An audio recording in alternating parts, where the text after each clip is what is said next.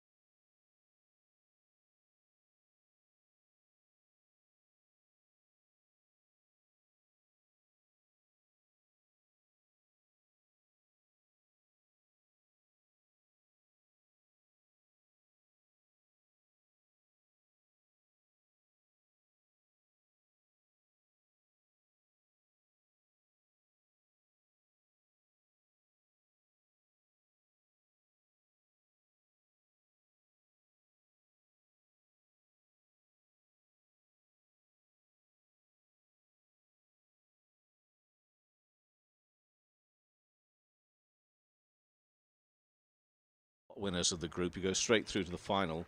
If you finish the second best place but still top the group, you go through to a semi-final where you take on the best second place. And in terms of the Thunder and Diamonds, well, the Vipers are way out in front on 14 points. Thunder and Diamonds have each won a game so far. They've got 5 points. You can get a bonus point as well. Lightning currently lie fourth on 4. So really must-win territory here, because not only have you got to finish second, which is seemingly the best the Thunder and Diamonds can do, but you've got to make sure that you've got more points and better placed than the team finished second in the other group as well. So there is an awful lot riding on this match, as there will be for the remaining games for both of these teams. Got Jonathan Doidge alongside me, who's going to be kicking off the commentary in a few moments' time. We've got Courtney Winfield Hill, who'll be joining us, part of our commentary team, in just a second or two's time. But it's one of those Leeds days today, Jonathan Doidge, which I have to say, just a little bit chill still, possibly, for the end of May. But it looks a bit of a picture out there. Sun's shining down on the ground, and hopefully ahead of us a really good game in the Charlotte Edwards Cup. Yeah, it looks a good morning. It looks a good pitch, Kev. It is a nice bright morning, and yeah, we're set fair for what should be a cracking game. These two in the last 3 matches, well, the Thunder have edged those 2-1 and won the game between the pair of them earlier on, and yeah, they're just getting in the huddle, trying to get in the mood for what is a vital game, as you were saying, in terms of where that leaves them in the table after this one, with the Vipers already well out in front.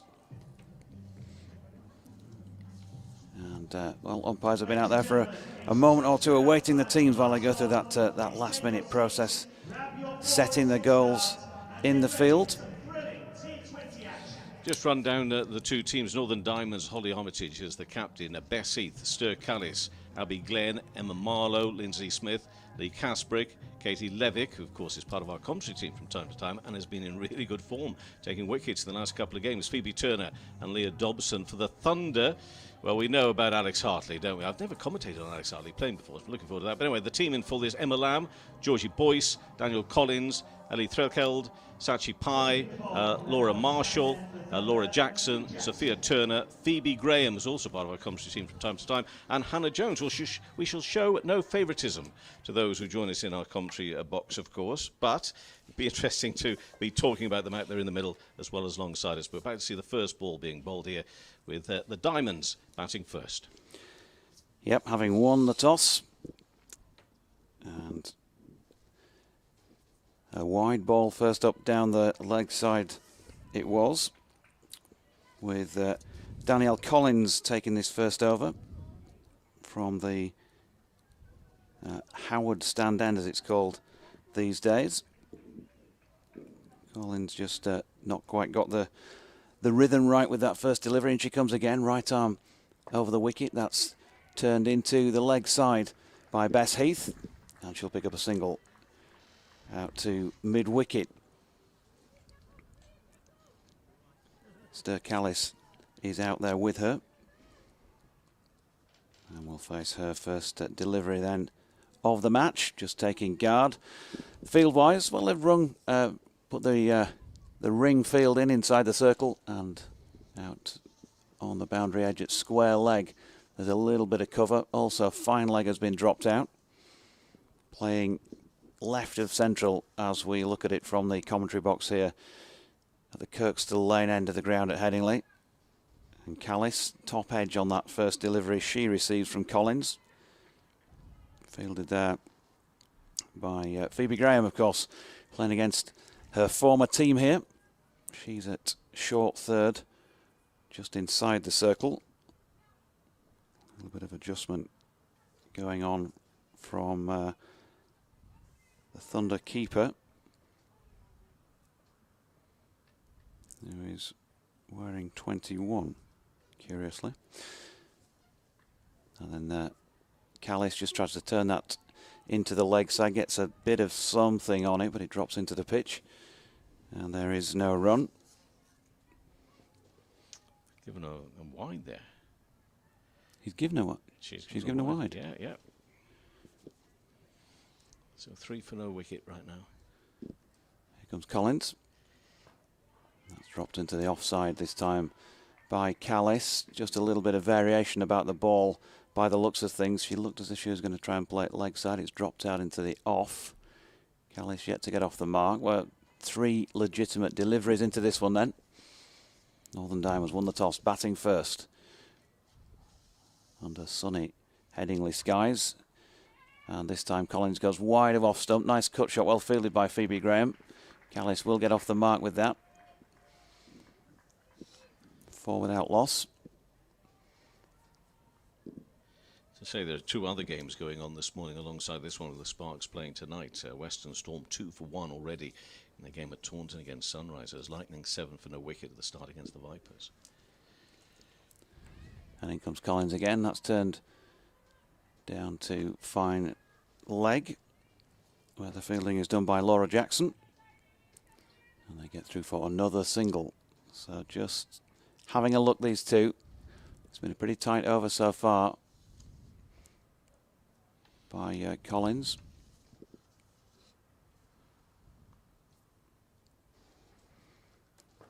And that is an attempted drive from Callis, which drops out into the offside and there's no run. It's the end of the first over, so 5 for no wicket. Bess Heath, of course, coming into this off the back of the 51 against the Vipers, and 19 when these teams played and took on the Thunder, just 20 years of age. Ster Callis, of course, with international experience, Netherlands, and 18 versus the Vipers last time out, but only just getting involved with the competition following an appearance in the Fair Break tournament. One of 2 international tournaments taking place in recent weeks, which has just really been expanding and promoting the game around the world. But here, back in domestic competition now for these 2 teams, as we say, it's pretty much must-win territory. And certain Alex Hartley to bowl here, Jonathan. Yep, she's dropped out a long on. There's also a fielder at mid-wicket on the boundary edge. Everybody else, of course, inside the circle. And left arm round the wicket, Alex Hartley. That one angled in towards the right-handed Heath. Pushes into the offside, there's no run. Alex Hartley, star of field, stage and screen, really, isn't she? These days, I see plenty of her on media coverage, but she's doing the job out there in the middle. That's a good second effort, which is pushed back to her by Bess Heath.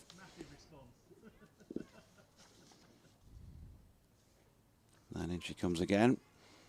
And that is once again straight delivery. And Heath just working that one out to point, but can't get the ball away. So good start with the ball here by Alex Hartley. 3 successive dots. Field converges. And in she comes again. That's driven. That's a lovely shot as well by Bess Heath. There's not a lot of a gap there in the offside between extra cover and mid-off. And she's managed to find it. And she's got it away for 4. First boundary of the morning then. Northern Diamonds 9 without loss. Struck beautifully. And gives us a bit of a clue perhaps that she just one score, that 51. But last time out, perhaps she's going to pick up where she left off. Hartley again. And this one once again. She's just following the batsman as she tries to get that away on the offside. That's a lovely little attempted cut shot. Tried to make room for herself there, did Bess Heath, but couldn't manage to get it away, and she's trying to run this one just the onside of straight. Tell you what, Alex Hartley speared the ball back in to the gloves, but fortunately for the batter, she ducked at the same time. End of the over, 2 of them gone. Northern Diamonds 9 without loss. Our umpires for this one, Anna Harris and David Milnes, keeping an eye on things out there in the middle for us. Anna Harris looking after matters at the far end, the Howard Stand end. But yes, 9 for no wicket. Heath on 6, Callis on 1. Jackson with that first over went for 5 runs. And it looks as if she's going to continue bowling from that far end. And we're bowling to Callis. Yep, Ster Callis.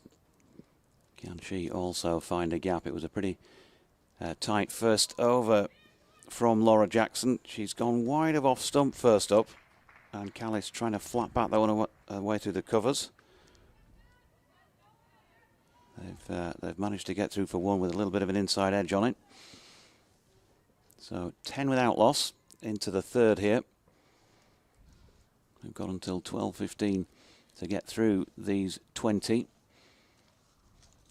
Jackson again, and that's a lovely, lovely shot by Bess Heath, who's just used the pace of the ball. It was slightly wide of off stump, and nothing more really than laying the bat on that through third and picking up 4 runs.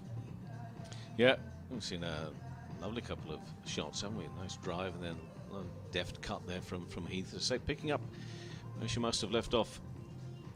Feeling good about batting. They took on the Vipers, and that game was played a little bit further north, of course, up at Chestler Street. Back down in Leeds today. There's the blonde-haired Jackson in again then. It's short of length, and that's pulled by Heath. Not entirely convincing, but she's got it away backward of square leg. And that will be a single. Mentioned the double headers. We've got Vitality Blast this afternoon. Lancashire play Worcestershire over in Manchester. They've actually got a double header with the Thunder involved on Wednesday, where Thunder take the main stage, the evening game. The men play in the afternoon, the Thunder in the evening. Jackson again, and she's gone full this time, and that is helped on its way. Nothing more by Callis through mid-wicket. Good player, and can't bowl at her. 4 runs.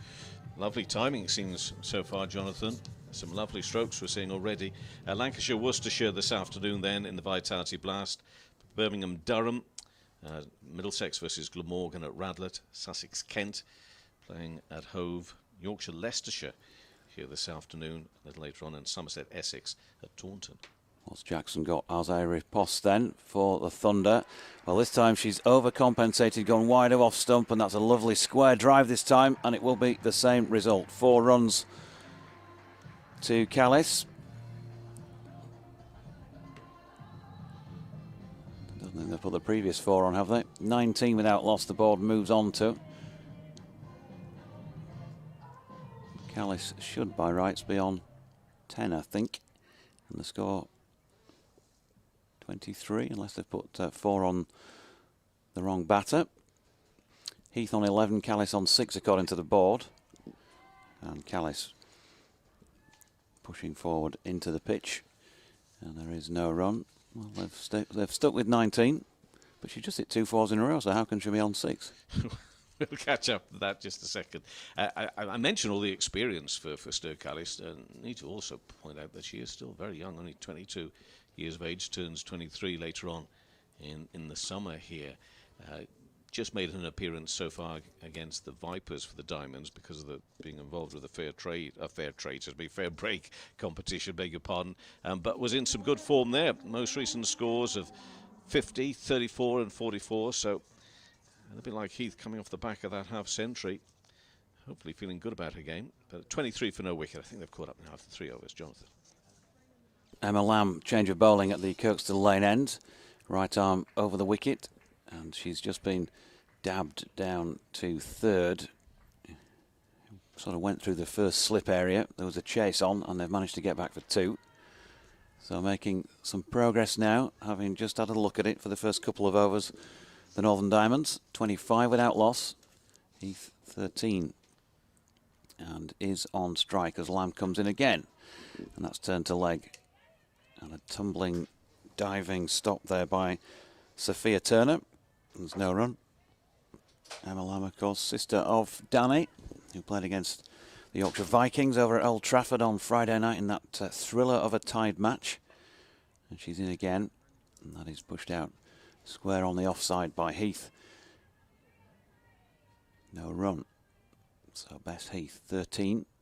Partnership then building quite nicely. 25 they've put on between them in this first 3.5 overs. And Lamb in again. And good use of feet here, but she hasn't got a good connection, Bess Heath, and the catch is taken at point.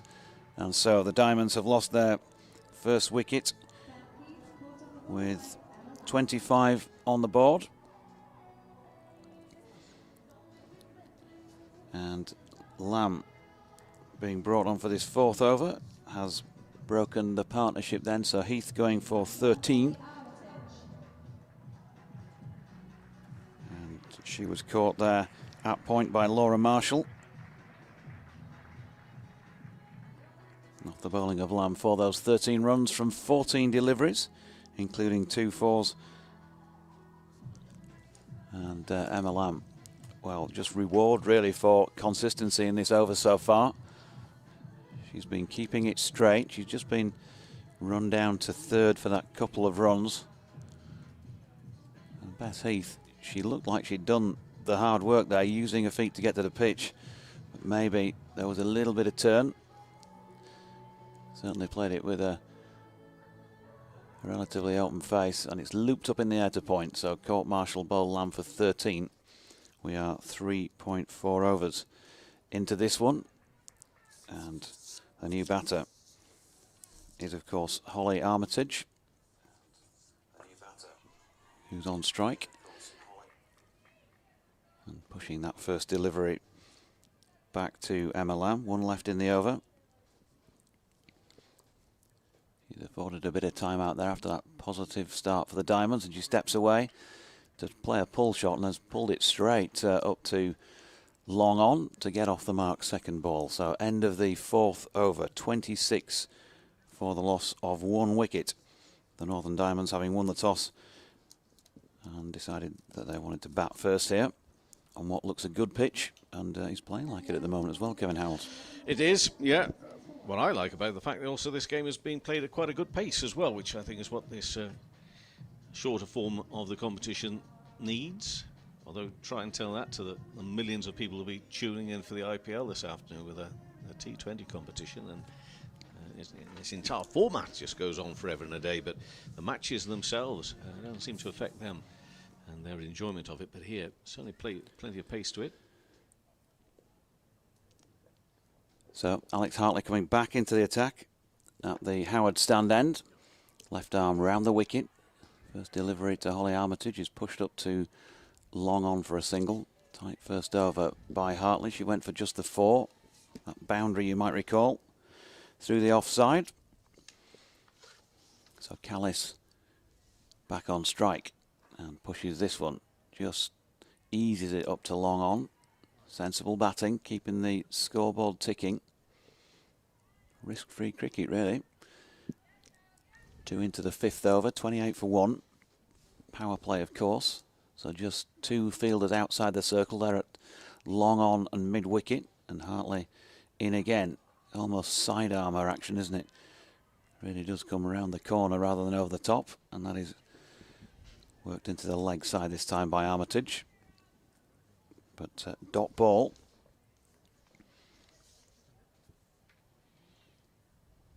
And here once again is Hartley. Another good delivery.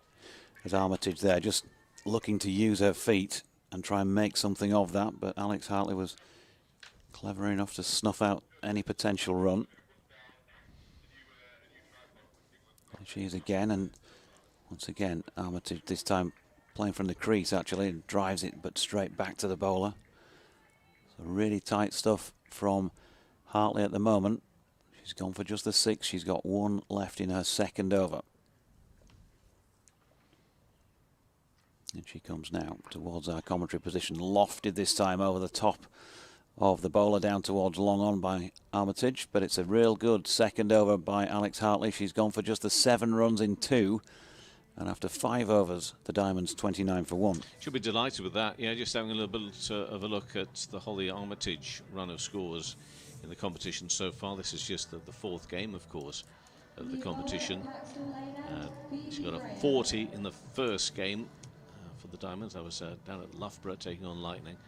And a 0 here against Thunder when they played at Sale just a couple of weeks ago. And most recently out against the Vipers, made a 16 up there at Chester Street. So I'd obviously like to build on that and replicate a little bit more of that 40 not out that she got right back at the start of the campaign in the middle of May. Phoebe Graham coming into the attack then, former Northern Diamond. Of course, been part of our commentary team around the north of England in particular. She was in the box alongside Scott Reed on Friday night in the fellas game over at Old Trafford. Here she comes, right arm over the wicket. That's turned in front of square on the leg side by Armitage for a single. I'm so old, Kev, that I used to play a bit of cricket with Phoebe's dad. Steeton area? She was born in Steeton. She might have been, but where did they play? Peter, sadly no longer with us, was a very, very good player himself. Played for Northumberland. And a lot of Bradford League cricket in particular. No, from just the northwest of, well, Peter himself was from Northumberland as Phoebe's in, and that's turned into the leg side. And there's no run. It was from up that way, but had settled down here. Was down in the Leeds area for donkey's years.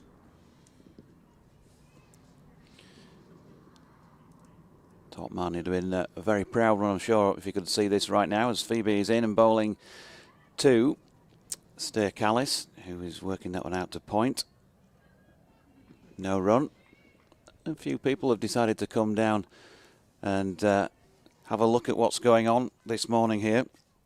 Probably extend that stay to the Yorkshire Vikings versus Leicestershire Running Foxes match this afternoon. It's got to be one of the longest titles in world sport, hasn't it? The Leicestershire Running Foxes. Phoebe Graham in again. It's a full-length delivery, and Callis opens the face and pushes it out into the cover. She got plenty on that as well, but unfortunately for her, she hit it straight to Laura Jackson along the Headingley carpet. Yeah, a lot of really good work going on there with the Foxes in terms of profile, but they've got to start backing it up with some performances on the field. Here's Graham again. That's just we're at about fourth stump, and a mistimed cut shot by Callis off the bottom edge, picked up by Eleanor Threlkeld, the Thunder keeper. She'll have had plenty of work, I'm sure, from coach Paul Shaw, who'll be joining us for the commentary this afternoon. But of course, all eyes for him on this one at the moment, and does quite a bit of work wicket keeping wise. Here's another straight delivery by Phoebe Graham, more or less middle and leg, and just worked into the leg side, just nicely timed by Callis. She took on the fielder and they've got through. So end of the sixth, end of the power play, and the Diamonds with Callis on 12 and Armitage on 4 are 31 for 1. Western Storm 32 for 1 in the sixth over against the Sunrisers. Heather Knight's not out 17 off 16. Sophie Luff is not out 12 off 15 there. So that game taking place in Taunton. And all 11 o'clock starts for the 3 matches this morning. Got Lightning against Southern Vipers as well from this group. Beaumont out for 1. That's a big wicket to get early on. Claridge made 14. So make that 52 for 2 now in the 5th over against the Southern Vipers. And Kelly, it's Marie Kelly. He's not out 36 off 11 deliveries, that one. Lightning versus the Vipers. The Vipers doing really well in the competition so far in this very group. Another change of bowling here. It is. And it is Hannah Jones from the Howard stand end. And driven, nicely driven as well by Callis. Fielder coming round from long on to do the fielding, and nice tumbling stop just inside the boundary rope. They've got back for 2.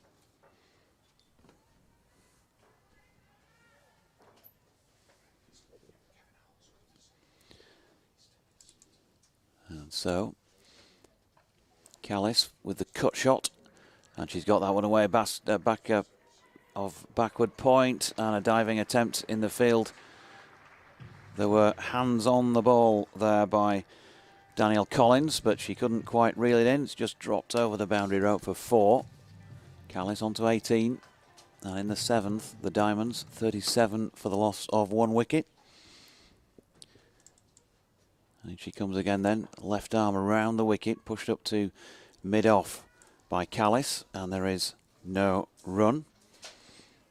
I'm joined by Courtney Winfield Hill, who I last saw playing on a rugby league field when I was commentating on a game over at York last year. Nice to see you. We're on the oval pitch today. So that's a wide down the leg side. So thanks for joining us. No worries, no worries. We obviously know you played professional cricket in Australia. You're playing professional rugby league now, and academy coaching as well with the Diamonds. So fingering lots of pies as this latest delivery is worked up to long on by Steer Callis, and she'll pick up another single, taking her on to 19. The Diamonds 39 for 1. Just get through this next couple of deliveries, and then we'll bring you in, Courtney, for your early thoughts at the end of the 7th. Just a change in the field. Square leg being brought up, long off and long on are both out, as is mid-wicket, and then a sweeper on the cover boundary who's going to come into play here as Holly Armitage plays a nice cut shot for a single. 39 for 1. Just that 1 wicket to have fallen so far of Bess Heath, who was caught Marshall bowled Lamb for 13. Not caught marshalled, but caught Marshall. Sorry, I'll get me coat. That's been pushed out to point, and there's no run.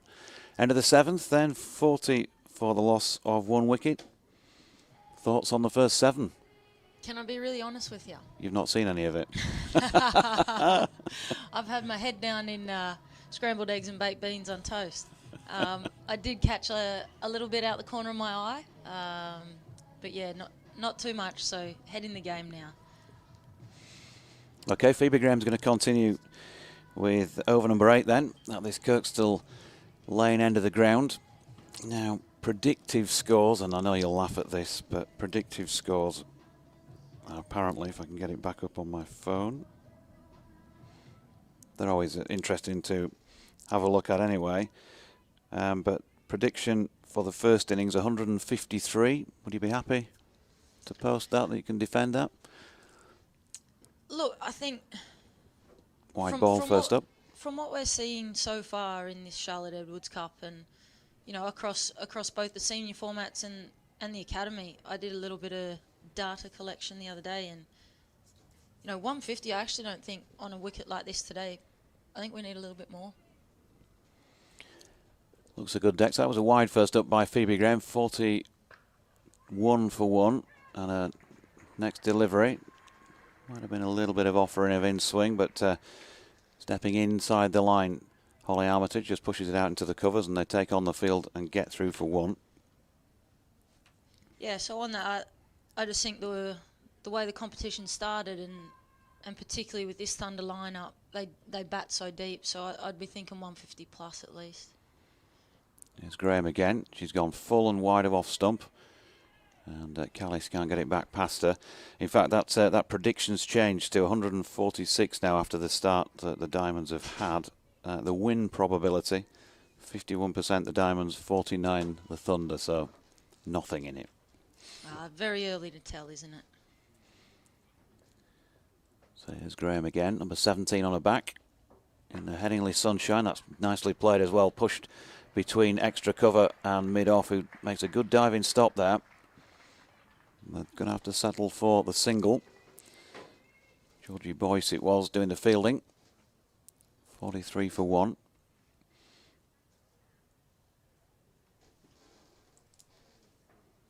No rugby league game today then?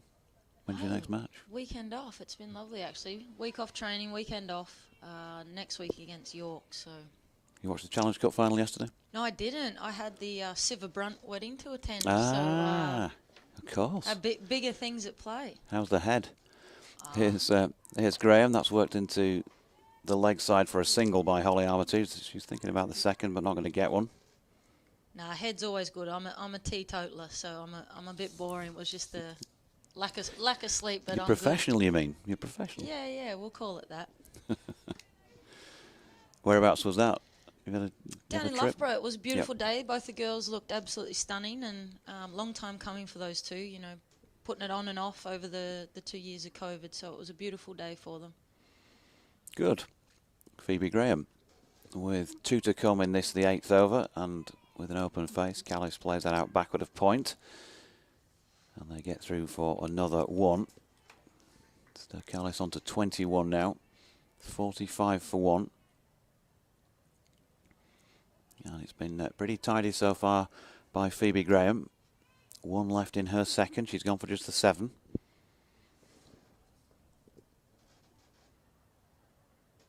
Here she comes again then. Passing umpire David Milnes. It's driven into the offside. And again, dot ball. Good effort from Phoebe. 2 overs for 7 then. And after 8, the Diamonds 45 for the loss of 1 wicket. It's a lovely over there from Phoebes. Don't like to see her do it in a Thunder shirt, but that's a good over, and particularly in the context of the game here, squeezing a little bit, offering that single over on the leg side. Be interesting to see when she comes back on how Stair and Holly respond to that. Still to come for the Diamonds, Leah Dobson, Abigail Glenn, Emma Marlowe, Lindsay Smith. Yeah, Some yeah, firepower. plenty of firepower at the back end there. I think, particularly with the likes of, you know, welcoming Leah Dobson back. She had an academy game earlier in the week and found the middle on a few occasions there, so she's hitting the ball hard. And then Lindsay Smith, can't underestimate her. She's a genuine all-rounder and can do a terrific job down at the death. So, Emma Lamb coming back into the attack for over number 9 at the Howard stand end. She went for, just a 3 in the 4th over of the innings. Bowling at this Kirkstall Lane end. Dot ball first up. Long on is out, long off isn't. Lamb, right arm over. And that is turned in front of square on the leg side. And good running between the wickets here from Callis. He's going to get back for 2.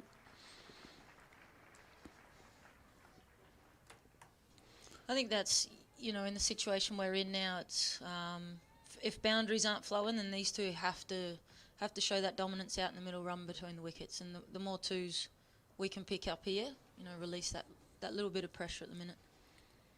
Here's Lamb again. Oh, lovely shot by Callis. He's got it away through extra cover. There's a chase on around the boundary edge. Good piece of fielding to bring that in a yard or so short of the rope. And there you go. Courtney's called it. And they've come back for 2. Twos. Got good hearing those two. 49 for 1.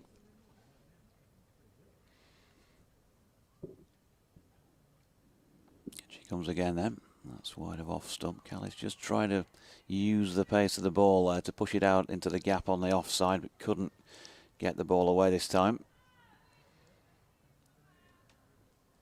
If you're just joining us, Northern Diamonds won the toss here against the Thunder, decided to take first use of this pitch, and Callis has just turned another single through mid-wicket. So 50 up in 8 overs and 5 deliveries. Emma Lamb just wants the field changing slightly. She's moved mid-wicket a little bit to the left, out on the east side of the ground.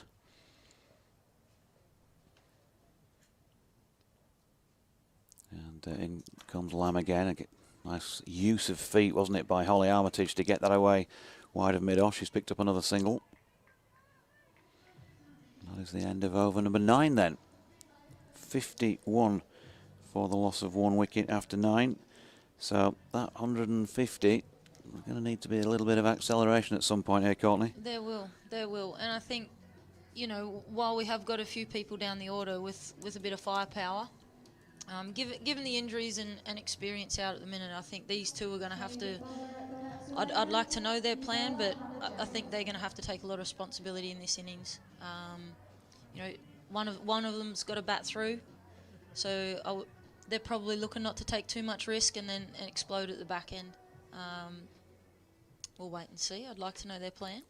Yeah, plenty of wickets in the tent, and Jones from the Kirkstall Lane end is cut into the offside this time by Armitage for a single first up. Good signs from Stair there though, looking to push the twos really hard, looking to come back, and that's what we need from these two here. Hannah Jones, previously bowled of course at the Howard stand end, over number 7. She's in again, left arm round the wicket, and Callis dropping that out into the offside is through for 1. Just got to keep it ticking here and try and pick up what boundaries they can. But you've got to give plenty of credit to the Thunder bowling. There's not been a lot of loose stuff thrown up at all. And there we go. She's dropped that one into the pitch there as Hannah Jones, but gets away with it as Holly Armitage hits it straight along the deck to Sophia Turner. He was at a straight mid-wicket, well inside the circle. He's got a bit of cover as well from somebody out deeper on the boundary, as Armitage has got this away through the offside. And that's a super piece of batting, spotting the gap, and has managed to pierce it for 4. Yeah, lovely shot there from Holland. I think the last 2 overs, Lamb and Jones Holly's been little bit more assertive, come down the wicket and played to her strengths, which is down the ground. So that's really positive signs there from Hull. Not the warmest of days here at Headingley, about 12, 13 degrees. There's plenty of breeze around as well, looking at the trees away to our right. As this one is dropped out into the offside again by Armitage, just trying to find that gap once more, but couldn't get it past the infield. That's why I come up and sit up here with you. The breeze is a bit too cold for me today, so I'll stay up here with you guys. It's kind of cold on your feet, isn't it, with the window down there open, but not too bad otherwise. Final ball of Hannah Jones is over, and again, nicely played by Holly Armitage up to long off, and we'll pick up a single. So end of the 10th over, halfway through, 58 for 1, Callis 27, Armitage 14. A few words from Courtney, and then Kevin Howells will take over from me. Yeah, halfway through the innings here, I think 58 for 1, given the start, it's a little bit of a rebuild here. So we'll see where we get to. My prediction, I wanted sort of, what do we reckon, 150 plus? And as mentioned before, I think if we're any chance of doing that, we need a really big partnership here. Some really positive signs over the last couple of overs, though, and a good little conversation in between overs there between Holly and Stair. Hello again. 58 for 1 then. 10 overs gone. Charlotte Edwards Cup on Sports Extra and the BBC Sport website and app, along with the streaming service as well. We've got a certain Alex Hartley who's bowling. The first time I've ever commentated on a Hartley delivery, and it's only gone for 1, I'm pleased to say, from her point of view. But just seeing her come back, having bowled a really good tight second over, so her figure's looking really good at the moment. Of 2.1 overs, just the 8 runs. She's bowling from the far end, the Howard stand end, in and bowls, and turned away square leg side, and again they'll go through for 1. So ticking the board along here at the moment takes it to 60 for 1 in this 11th over. Double-headed day. We saw it happen in the 100 last year, introduced to this Charlotte Edwards Cup as well today. Understandable to a great extent, I guess, at Trent Bridge. They couldn't quite make it work today because of Nottingham Forest being involved with the Championship playoff later on, and this one is driven hard and firm into the offside, and that's not fielded cleanly. Therefore there is fielder out there in the deep, still allow them to go through for another 1. Takes the score up to 62 for 1. Is that ball ticked over properly or not? And we will catch up on that in just a second. But the Lightning are still playing the Vipers in the first part of what was supposed to be a double-header there. And Lightning 63 for 4 in the 8th over there. This next delivery, it's in the air, it's on the onside, it's a catching opportunity. Is it going to be taken? Yes, it is. And that's a good catch, and it's the end of Callis, gone for 28. And Alex Hartley, having, as I said, bowled really nice and tight, he gets a wicket to add to that analysis as well. 1 for 10 from 2.4 overs, but Callis has gone, caught by Boyce off the bowling of Hartley for 28. And the Northern Diamonds at 61 for 2 now in this 11th over. Courtney Winfield Hill is alongside us, academy coach here, of course, and international cricketer, Australian, and rugby league and everything. But here in your cricket coaching capacity, you wanted a big partnership, and it wasn't to be in the end for that wicket, Courtney. Yeah, not to be. I think it was coming a point in the game where one of them had to sort of start to accelerate. We have a look there at Stair coming down and trying to hit that cow corner pocket. Unfortunately, finding the fielder, but that point in the game, you don't want to look back and think, could we have gone a little bit earlier? So who's that? Is that Lindsay Smith by the looks joining Armitage out in the middle? So the left-right hand combination comes together. Indeed. So under increasingly cloudy skies, still enough blue to encourage us. But it's certainly I reckon it's got a little bit cooler actually as this morning's gone on here. Yeah, it's that tickly breeze, isn't it? Doesn't want to go away. I love your use of the word tickly. It's not the word I would give. I mean, it's far too charming and complimentary to that breeze, which actually is pretty cool. We could really do with some nice warm sunshine on our backs a little bit over the next couple of weeks if we can. But Hartley continues. It is Smith, a little uppish onto the leg side to start off with. From Smith joining the captain Holly Armitage out there on 16 at the moment, but 61 for 2. 1 ball left of the 11th over, and Hartley again Very precise, and then she's decided Last she's minute going. decision. Yeah, to the left-handed Smith. She in the end is going to come around the wicket, in and bowls. Use of the feet into the pads. Well, looks to be attacking. It just ends up not too far away from the stumps there. Looking to go back at Hartley a little, but Alex Hartley completes her third over.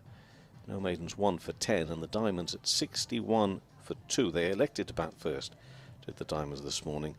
11 overs gone. So still at this stage, I reckon if you're a Diamond supporter or maybe a part of the coaching staff, you're just a little bit uncertain where this is all going at the moment. You'd like a few more, but you know how difficult it is. Oh yeah, it's always easy to sit and make comment from the sideline, isn't it? You know, it's a big game for these girls today, must win, and particularly against the Cross Pennines rival. Yeah.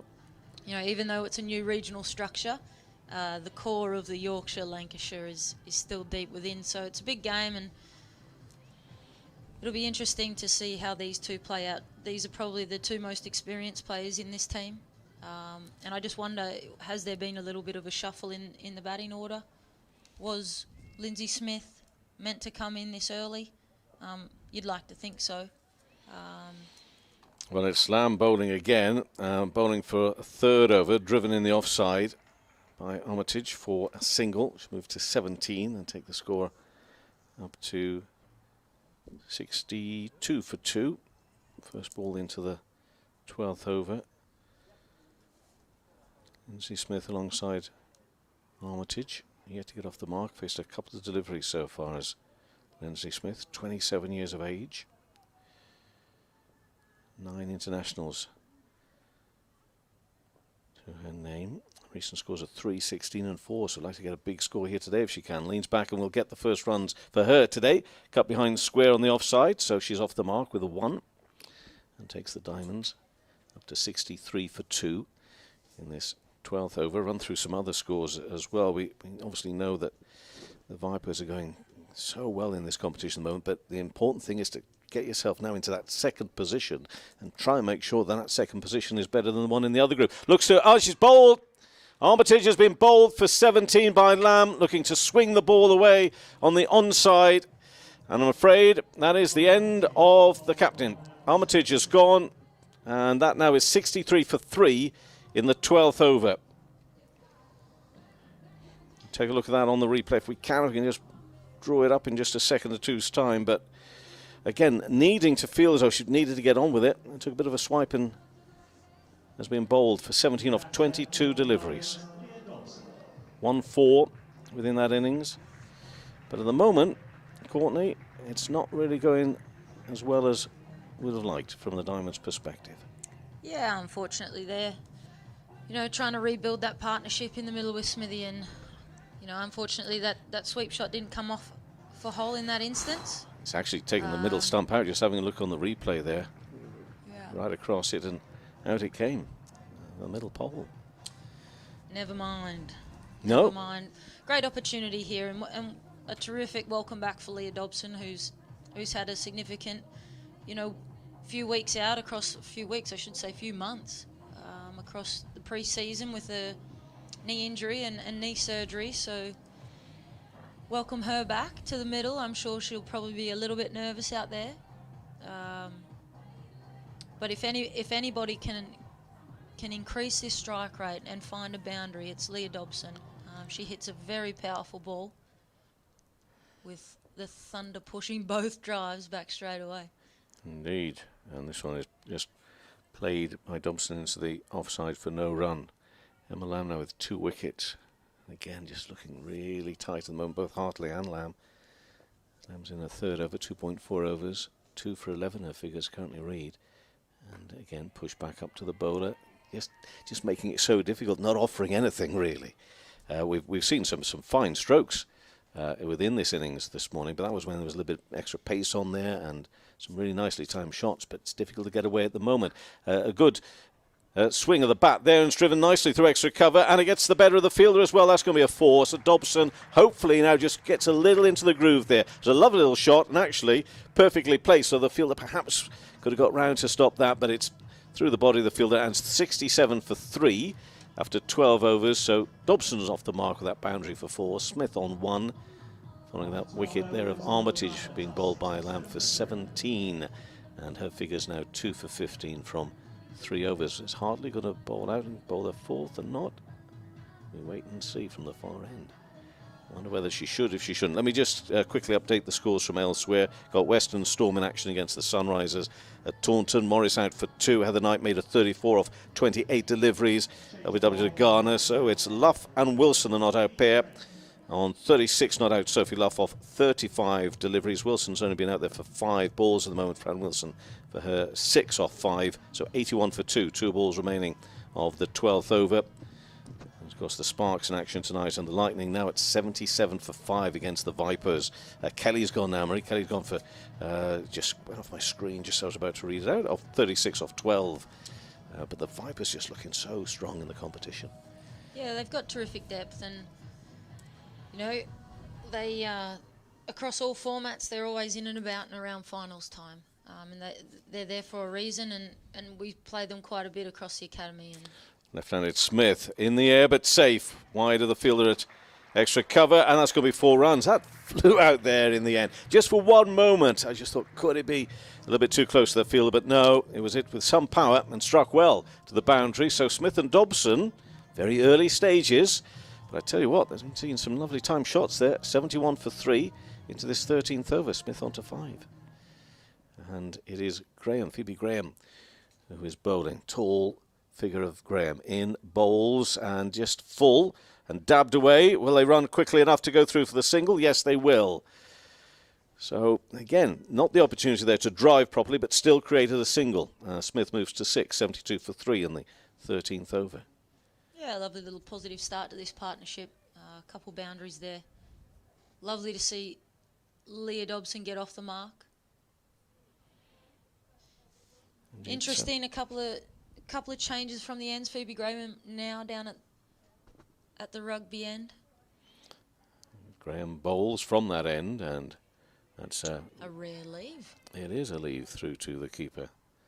Threlkeld taking that, the wicket keeper, of course, in her role now as captain as well of this team. You mentioned Leah Dobson and her problems. Well, last season didn't finish too well in terms of scores either. A couple of ducks, but there was a 49 before that. We know she's capable of. She's on 4, and that one has just worked away down towards fine leg. It's going to be signalled, I think, eventually by umpire Harris as a leg by, and it is. So, but it's 1 more to the total all the same. And it's 73 for 3, bringing Smith back on strike on a bright yet chilly day here in Leeds. For Phoebe Graham again, she's in a 3rd over in bowls and played nicely out into the offside by Smith. I say that because, again, that really wasn't offering too much, but created something. Wasn't too much room to move the ball, but still got it away for 1 and takes the Diamonds up to 74 for 3. But, you know, I tell you the other thing, this is my first live watching of this competition. I love the pace of the game. There's no hanging around here, is there? Terrific pace to it. There's you see the last ball of this over. And in the air, out of the grasp, just the left hand raised there by Phoebe Graham. They'll go through for 1. And the score moves to 75 for 3 after 13 overs. Graham now has bowled 3 overs, 14 runs. The flip side of that pace, of course, if you've got the momentum, which it seems to me at the moment the Thunder do, it's a case of the momentum being that in no time at all the over's gone. How many runs you've got from it? Not very many, but Smith is on 7. Dobson on 5. Yeah. I'm almost tempted to say in this instance, if I was batting, you know, I just might walk away a little bit. I might just try and change the pace a little bit at the moment. Yeah, well, it's always the case, isn't it? When you're on top, and no doubt, Threlkeld as the keeper especially, you know, pushing the girls through, and they've had, you know, spin at both ends. So in those situations, you try and fly through, and all of a sudden the batters look up, and they're a few overs deeper than they thought. Yeah. Which is the case here today. Yeah, Dobson's on 5, and that one's worked away through mid-wicket. Again for a single. And we've still got Emma Lamb. Nice big pocket straight here for both the girls, with the sweepers out, both on the drives and cover and on the onside, extra cover and mid-wicket in the ring, squeezing quite tight. So if there's a little bit of courage amongst these two, plenty of nice pockets down straight, which suits both their games. Here's Lamb's final over, 3.1 overs, 2 for 16 figures at the moment.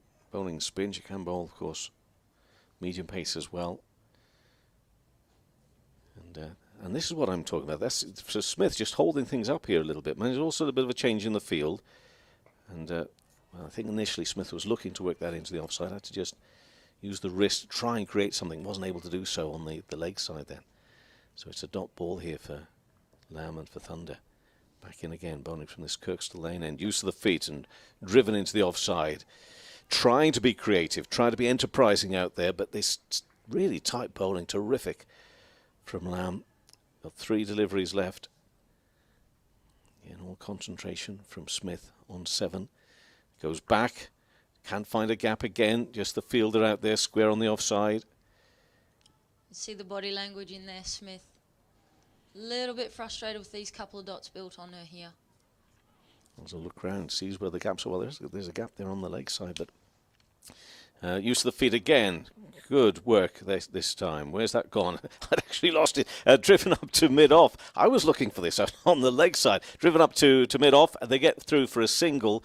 But yeah, you've got to be positive here and just try and be creative against some really good bowling. 77 for 3. Smith moves to 8. Dobson on 6. And this, if legal, will be the last delivery from Emma Lamb. 2 for 17, her figures at the moment. To the right-handed Dobson. She comes over the wicket and concedes just a single off that last delivery of that over. And the score now at 78 for 3. Smith 8, Dobson 7. 14 overs gone. And well, I know it's the opposition, but maybe a word from you here, Courtney, on Lamb's bowling. 4 overs, 2 for 18. In amongst a unit which is making it really, really difficult at the moment for the Diamonds. Yeah, definitely. She's bowled quite tidy here, hasn't she? I think one thing that's really complemented her spell here is quite tidy field settings. And on top of that, one thing I have noticed is it's terrific to see the Thunder girls quite assertive in the field, bodies on the floor. And there's been a couple of occasions here, you know, on the drives, at cover, where a simple touch has potentially turned a 4 into the single, and those things, they all add up. So I think they've certainly complimented Lammy this morning. Indeed so. We're going to see a change in the bowling here now, though.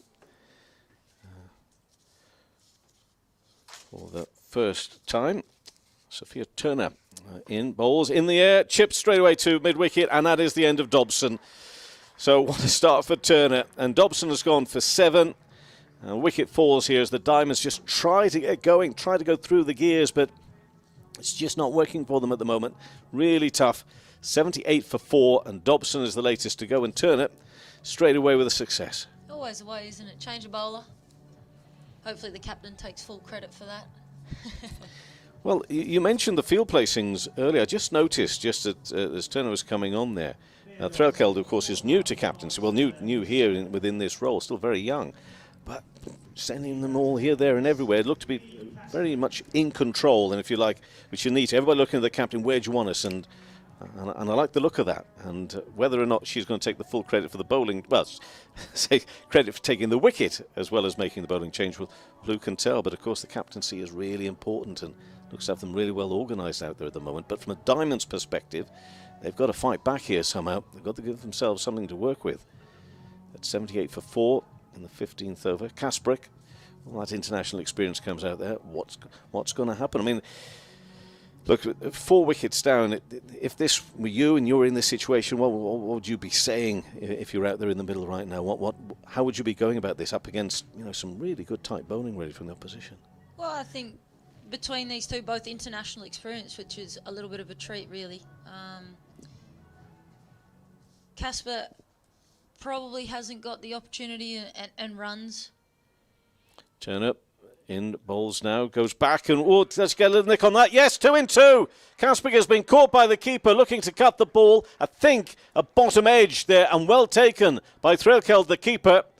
And it's now 78 for 5. Well, just as we were trying to get out of you, Courtney, the plans here for this partnership, another one goes. It's not a pretty sight at the moment, is the scoreboard, and hard work here for the Diamonds. And 2 in 2 for the Turner. Onto a hat-trick. Yeah, it's not ideal, is it? Certainly not ideal. But on the flip side of that, it's an opportunity for someone else. And Abby Glenn comes in for the Diamonds. And we saw Abby Glenn in the opening game at Loughborough. Opened the batting with Lauren Winfield Hill and did a terrific job, actually. And she didn't muck around. She didn't got a 25 that day. Yeah, she didn't muck around. She got going from the start. So, you know, one thing here is that coming in a must-win game today, we're 78 for 5. You're not gonna defend 110, 120.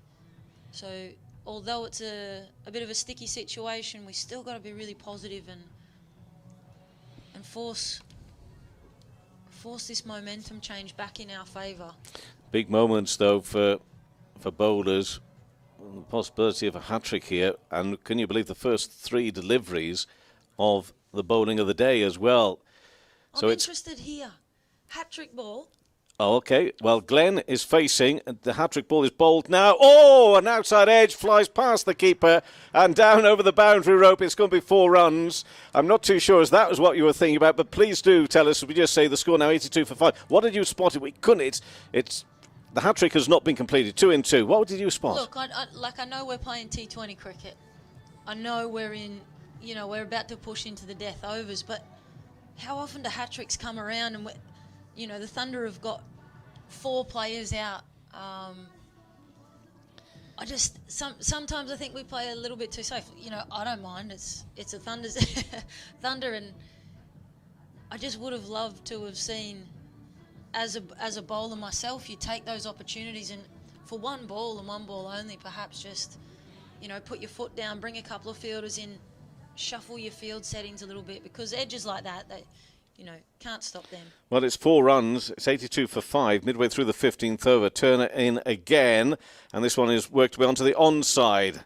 Half a stop, which allows them to go through for 1. So Glenn moves to 5. Brings Smith back on strike. And the Diamonds at 83 for 5.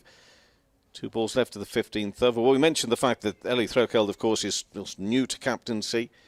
Perhaps that'll be a lesson learned for the future.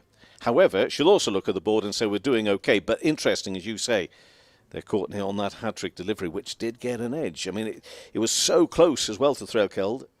She looked a little bit frustrated, but it flew off that bat. Really went quickly. Yeah, it'd be a tough catch for Threlkeld standing up to the stumps there. But, in the position they were in at, what were they at the time, 78 for 5. And a boundary can be found anyway. So Smith is on strike.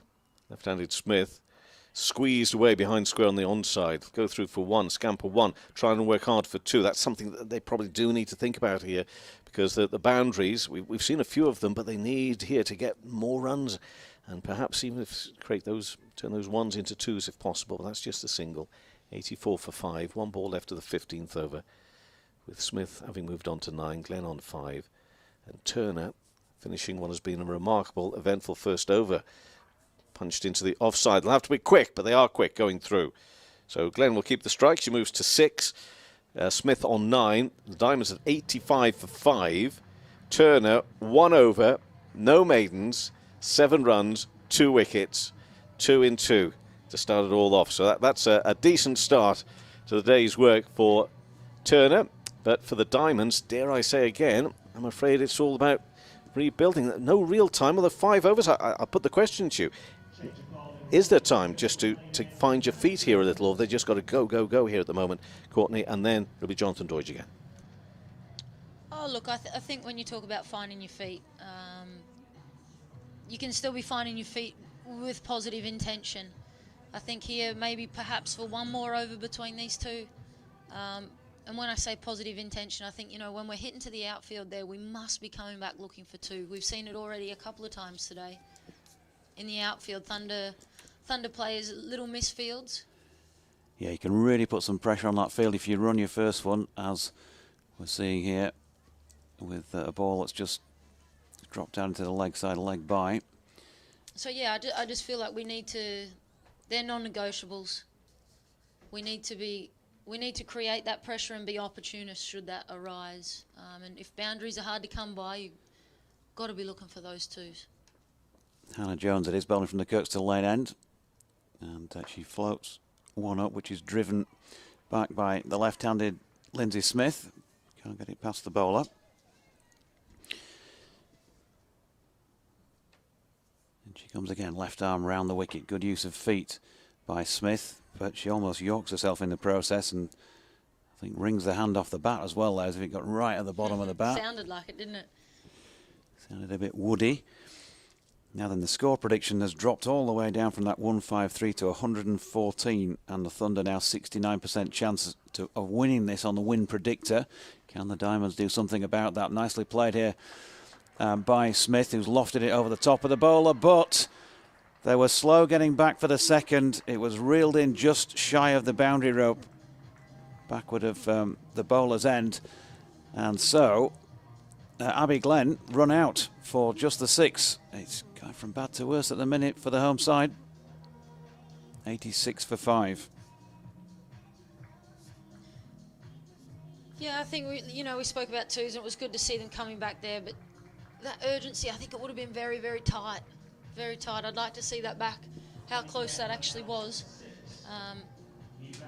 Right intentions, just need a little bit more of an injection of speed there from Abby Glenn, or throw a dive in, Abby. Phoebe Turner comes to the crease now, one of our academy youngsters who got her first opportunity against Loughborough. So this will be a special day for Phoebe, her family here, and the home ground of Headingley, which, as a Yorkshire College cricketer, they would have sat up here in the classroom dreaming of this. So special day for Phoebe. She's at the non-striking end at the moment. And striking it quite nicely here is Smith, who gets it up to long off. Alex Hartley fields. They get through for 1. So they altered the scoreboard in the end at 87 for 6 after that wicket. The single, of course, counted. It was on the second run that Abby Glenn was run out for 6. With Boyce doing the fielding. Coming round from long on as she did to the left-hander. This one worked nicely off the legs here, and that's going to be a great start, dream start for Phoebe Turner, because she's worked it square on the leg side for 4. Yeah, and as soon as she hit that, straight across the wicket block there, it was going to race away every day. Cow Corner was never going to get around to that, so a lovely start for Phoebe. And end of the over. I reckon it should now be 92 for 2 with the single off the ball previous to that, plus the 4. Scoreboard a little slow in updating at the end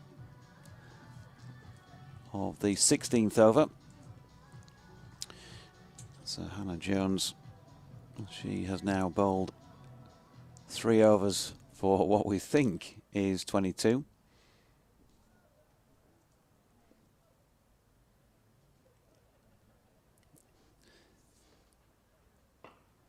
Nicely played here once again by Smith. She's lofted it over a short extra cover and will pick up 4 runs. Beautiful timing. Absolutely cracking timing there from Smith, and starting to show a little bit more of assertiveness here. Back-to-back boundaries there for these two. Arm wrestles, hey, momentum, it's a funny thing. We'll see if we can wrestle it back into our favour to finish these last few overs. How many times do we talk about that in sport? Here's Turner again, and Smith has lofted it back over the bowler this time. That's a brilliant shot. And yeah, diving attempt down in the shadows of the Howard stand is in vain in the end. The ball just trickling over the ropes. So successive boundaries for Lindsay Smith. She's pressed go, and the Diamonds have finally got 100 on the board. 100 for 6 after 16.2. Yeah, three boundaries in a row there collectively. So ask a few questions of the Thunder now, and regardless, it was great. Phoebe Turner was halfway back down the wicket as well for the 2. Turner coming round the wicket now to try and change the angle of attack, but it's the same result.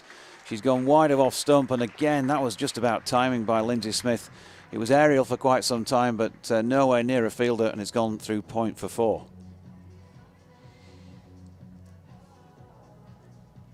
see Smithy sort of just backing away a fraction, giving herself a little bit of room. Plenty of space there out on the offside. Intelligent play. Here's Turner again, continuing around the wicket, and Smith this time drives, but, well, she is human after all, because she's hit it straight along the deck to short extra cover, dot ball. 104 for 6, 2 left in the 17th. A lot of work to do for the Diamonds to set a realistically defendable target here. Turner's in again, and that's full, and Smith tries to drive. Looked like it was almost Yorker length the way she played it, and it's ended up behind her, but they've got through for one.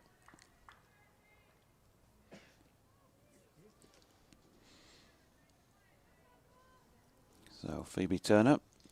If I was to predict here, Go on, give us the prediction. if I was to predict, if she was your typical youth and being smart and putting that senior player who's hit a few boundaries here, she'll hit your sweepers, but I wouldn't mind seeing a ramp shot at some point.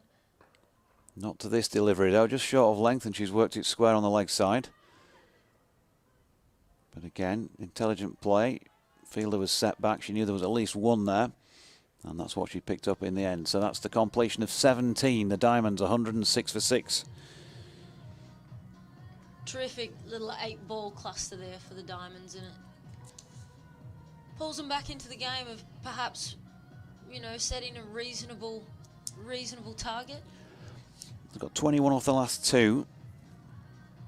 So at that sort of rate, 100 and you're probably going to be ending up around about the 135 to 140 mark if they can keep that sort of rate going. Will that be enough? Alex Hartley is going to bowl out here at the Kirkstall Lane end. 3 overs to go here. You'd like to think Smithy's having those conversations in the middle that she wants to bat through, and yeah, here's Hartley bowling to Turner, who's pushed that one right up to long on, where the fielding is done by Danny Collins. 1 run. and perhaps Phoebe Turner can start to be a little more creative and take a couple more risks. Yeah, Lindsay Smith's been doing that to good effect. Just sending Phoebe Graham out to the square leg boundary and bringing in the outrider at cover inside the circle. Hartley in, and Lindsay Smith drags that right across to mid-wicket. Just, I think, was either trying to get it between the two fielders or maybe straighter than the fielder who did the job. Either way, she's picked up just the one. Yeah, she's looking to certainly try and create something. 3 out on the leg side. Could she have gone inside it for... Now then Hartley in, that's a thickish edge. It's gone beyond Threlkeld. I think he's probably going to have the legs to make the boundary. It is. So they'll take them any way they can at the moment, the Diamonds. 4 runs off the outside edge of Phoebe Turner's bat. 112 for 6. Takes her into double figures. The partnership already worth 25 in quick time here. They only came together 2 overs ago. Still plenty to do. Here's Hartley again. It's straight and worked square on the leg side by Turner. He's going to pick up another one. Turner doing the apprentice's role. Get the senior player on strike here. Got to be done. She's doing a good job. Looks very relaxed at the non-strikers. It's good to see. So this situation here, the ball before she crosses across onto the offside to access leg. She does it again. Oh dear me. Now then, Lindsay Smith has stepped right across outside off stump to try and pull that, and she's lost her off stump. I think it is, that's disappeared. Flat on the Headingley turf. So she did a real good job there, Lindsay Smith, but it's come to an end with still a couple of overs to go. 25 off 22, and they're 113 for 7. That's a terrific innings there from Lindsay, given the situation. She's caught up well, and definitely she's key to this reasonable total. I just wonder there if, just watching Smithy earlier in her innings, those beautiful shots she's lofted up and over the cover region. Could she have backed away onto leg stump to go up and over cover at this end? I would have loved to have seen that, but unfortunately, bowled around the legs. Yeah, so just also disappointment in the fact that she was going so well. Somebody else has got to come in and start now with only 13 balls left. Yeah, I think we train for this though. You know, tail order are very used to coming in and having, you know, only a handful of balls to have maximum impact. So it's certainly nothing new to the girls. Mariko Hill is next in then, number 9 for the Northern Diamonds, and Hartley in and bowling to her, and she tries a bit of a slog sweep first up and misses. Dot ball, so end of the 18th. Courtney, on your way then, by the sounds of things. Just give us a quick summation of what you think is going to be the end game, the end product here for the Northern Diamonds. Oh, look, I think in this situation here, dozen balls to come. If we can push sort of 130, 135, you'd be very happy with that, particularly sort of you rewind and you have a look at where we were between the 10th and the 15th over there. I think we would definitely take that. Just love to see a little bit of courage from these guys to finish, and Phoebe Turner here against Phoebe Graham. The Phoebes go to head.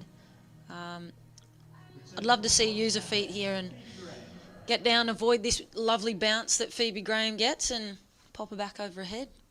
Great to have you on board. Thank you very much to Courtney Winfield Hill. Kev, we'll be back in the chair in a moment. Courtney's got a dash, and we've got a change of bowling at the Howard stand end. Phoebe Graham back into the attack. She's gone short first up. She's been pulled. It's aerial, but there's a misfield, and it's going to go for 4 runs. A little bit of luck on the side of the Diamonds on this occasion, and that was Laura Jackson, who came in to try and take the catch, and then the ball effectively sort of yorked her. A bit of an awkward bounce. So Turner on to 15. Alex Hartley, by the way, finished with 4 overs, 2 for 17. Excellent effort from her. Here's Graham, and that's turned to leg once again by Turner, who's got the 1 and not going to take on the field for a second, when probably at this stage you might want to try and do that with only 10 balls remaining, put a bit of pressure on. 118 for 7. Kevin Howell's back alongside.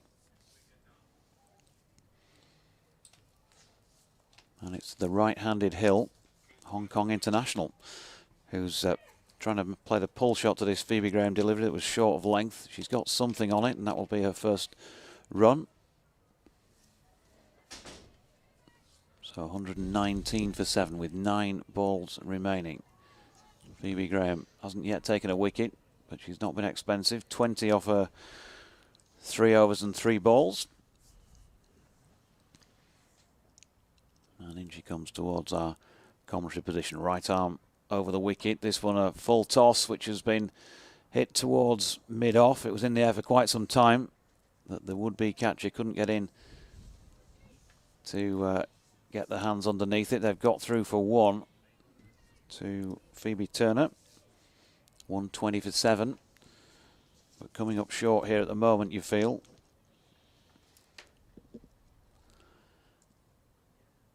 And here comes Graham again. And that's a Yorker length delivery. Wraps the pads of Hill. Drops that into the leg side. And it is a leg bye. I'm giving the credit to the bowlers myself, Jonathan. And don't about yourself. I think they kept it, you know, by and large, really, really tight. The spinners as well, not offering a great deal out there. Because we've seen some lovely strokes, seen some really nice batting out there. Given that opportunity, just a little bit of width, or maybe not quite the right length, but there's been not a lot of it. Latest score prediction was 132, but it looks like they're going to be short of that the way things are at the moment. As Phoebe Graham's in, that's turned to leg by Turner. He's got it away out to mid-wicket, where it's fielded and fired back in by Sophia Turner. That's the end of the 19th then. And, well, they did get 9 runs from it, but 122 for 7. Having seen predictions of comfortably over 150 at the start of the day. Shorter Yorkshire, as they say around here. Well, we'd like to see something decent here for the Diamonds to try and defend. So keen was I at the start of making sure we had everything in place. I forgot really what was the most important thing to do, which was to have congratulated Nat Siver and Catherine Brunt. their wedding yesterday, so neither available today for obvious reasons in the Diamonds lineup. And many congratulations to both of them, and Courtney there giving them a mention when she came on, and quite rightly so. So whether they're in any position to listen to us right now, take in what's going on, I don't know. But anyway, we certainly send our many warmest congratulations to both of them. One over left here. Yeah, 122 for 7. It's going to be Hannah Jones to finish from the Kirkstall Lane end, and she's just been turned up to long on by Turner for a single. So 123 for 7. Phoebe Graham incidentally finished with 4 overs for 22. And Laura Jackson, having bowled 2, finished with 2 overs for 19. Overs numbers 1 and 3. This latest delivery has just wrapped the pad of Marika Hill, and that's dropped into the leg side for a leg bye. So 124 for 7, just 4 balls left in this Diamonds innings. And in comes Jones, and she has bowled Turner, who was trying to slog that away on the leg side, got down on one knee, but unfortunately for her, she's missed it. And the stumps have been hit by Hannah Jones. So Turner bowled by Jones for 19. And that came off 11 deliveries, and she was out with a score on 124 for the loss of 8 wickets. So a partnership of 11 for the 7th. And Emma Marlowe is number 10 for the Northern Diamonds. Number 10 batter, that is. Number 7 on her back. Right-handed, just taking guard. Still got the field set back on the leg side, as Kev mentioned a few minutes ago. Full credit to the Thunder for the way they've bowled here. Some real tight stuff. Very few loose deliveries. And there's another case in point, because she used her feet, did Emma Marlowe, to try and get that away somewhere, and ended up, in effect, yorking herself. Bowler saw coming. 2 left. Jones drops this one short. She's bowled her. Marlowe using her feet to come down the track, and that was banged into the pitch and over the top of her bat, and has knocked back leg stump. So Diamonds continue to lose wickets. And as I say, Kevin Howells look like they're falling short here. Yes, it does. Time, of course, will tell. Apart from Lindsay Smith's 25 of 22, it's been pretty stuttering. I mean, Callis actually was looking good. Her 28 came off of 30 deliveries at the top. And Bess Heath, we know, came in good form, having got a half century last time out. Only made a 13, but I mean, obviously this is just one or penultimate ball, as that was before the end of the innings. So you don't read too much into this particular incident, but that really has been the story of the enterprise, the endeavour that Diamonds have been trying to show against this really good type bowling that we've seen on show here from the Thunder, and it's just not worked for them, as we saw that wicket. There she is, my commentary colleague Katie Levick, and she too has been bowled with the final delivery of the innings, giving the charge to Hannah Jones, who finishes with 4 overs, no maidens, 3 for 23. Excellent effort from her for the Thunder, who really fancy the chances here, Kev. They need 125 to win. You'd think that it's not going to be enough here for the Diamonds. That they clearly have got to bowl as well. They've got to make it as difficult as they can here for the Thunder. Reminder, in this situation, in terms of the group and going through to the finals day stage, it's must win for all 3. I know. Just look, it wasn't a hat trick, was it? No. 2 and 2. Going to say 2 and 2. Yeah. I wondered the same thing myself. Well, looking down at the score sheet, think no, it wasn't a hat trick. There was a ball in between, wasn't there? So 124 all out in the end. Bess Heath with a 13, Callis 28, Homage is 17, Smith 25, Dobson is 7, Casbrick was out. Turner getting rid of Dobson and Casbrick. Successive deliveries. Abby Glenn made 6. Phoebe Turner a 19 off 11. A little bit of oomph about it, but It's been a pretty, as we can see, if we take a look at that Manhattan, the chart. Only that one wicket falling early on, but every time as they found themselves way behind on the run rate, needing to press on, wickets fell. And it's been a tricky one. Bowling, well, Jackson went for 19 runs from 2 overs, but Alex Hartley's 2 for 17 from 4. Emma Lamb with the 2 wickets for 18. Phoebe Graham went for 22 runs. Clearly spin being a real useful tool here in Hartley and Lamb. Jones 3 for 23 from her 4 overs, as we say, and Sophie Turner those 2 wickets in the first 2 deliveries that she bowled. Jonathan Doidge will be back. We will continue to broadcast to you during this interval.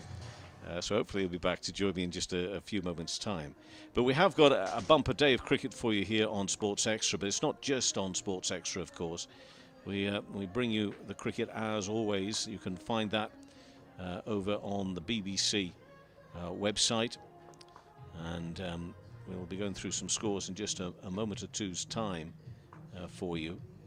Because it is a busy old day, including coming up later on at 3:30 this afternoon at start time. We're on air at 3:10 this afternoon on Extra. It's the final of the Indian Premier League. They're expecting a record crowd. I mean, it's competition that started a couple of months ago. It's been going on. It's been longer than ever in its duration, but it doesn't seem to have dampened any of the enthusiasm for those following the Indian Premier League. And today, it's Gujarat up against Rajasthan in Ahmedabad, and our coverage starts at 3:10 this afternoon here on Extra, and of course you can follow it also on the BBC Sport website and app. And not only have we got Charlotte Edwards Cup action this morning for you, but we've also got Vitality Blast this afternoon. I say Charlotte Edwards Cup action this morning. There's one game this evening as well, because they're flipping it on its head. The men in Birmingham play first, and the women second. Central Sparks taking on South East Stars at Edgbaston at 6 o'clock, with Birmingham playing Durham at 2:30 this afternoon. There are in total 4 games with 2:30 starts in the Blast this afternoon, including Lancashire against Worcestershire over in Manchester. That match between Birmingham and Durham in Birmingham at Radlett. Middlesex are taking on Glamorgan, and it's Sussex versus Kent being played at Hove. Those are 2:30 starts this afternoon in the Blast. The game between Yorkshire and Leicestershire, played here in the men's competition, starts at 3 o'clock this afternoon, because this game obviously, well, I say it won't finish until 2 o'clock, 2:30, maybe not. Somerset Essex at 4 o'clock this afternoon, and again that is a slightly later time than you might expect, because they're at that ground. They have also got a double-header today. The Western Storm taking on the Sunrisers, and the Western Storm have scored 169 for 5 off their 20 overs. Morris made 2, Knight 34, Luff 78. Fran Wilson only made a 6 today. Gibson 26, and Hennessy and George, the not-out pair. Hennessy not out 5 off 4 deliveries. George not out 11 off 6. That's Sophie Luff 78, came from 54 deliveries. Heather Knight's 34 off 28, so 169 for 5 off 20 overs. The bowling analysis there: Villiers 2 for 33, Tatani no wicket for 27, Scrivens no wicket for 32, Garner 1 for 26, Maqsood no wicket for 32 from 3 overs, and Castle 2 for 16 from 3 overs. So a couple of important wickets there for Castle towards the end, getting some wickets there. So that's 169 for 5. Western Storm 169 5, 170 target for the Sunrisers. Lightning versus Vipers, as I say, this in the end isn't going to be a double header because of a clash with Nottingham Forest playing in the Championship playoff final this afternoon. So the view taken at Trent Bridge is they wouldn't be putting on any cricket up against that this afternoon. The Lightning, though, do play the Vipers in the game being played right now, and the Lightning scored 141 from their innings. They were all out 2 balls before the end of the 20th. Marie Kelly with the highest score of 36 off 12 deliveries. Tammy Beaumont out for only 1 today off 4 deliveries. Claridge 14. We saw the wickets fall of both Sarah Bryce and Catherine Bryce.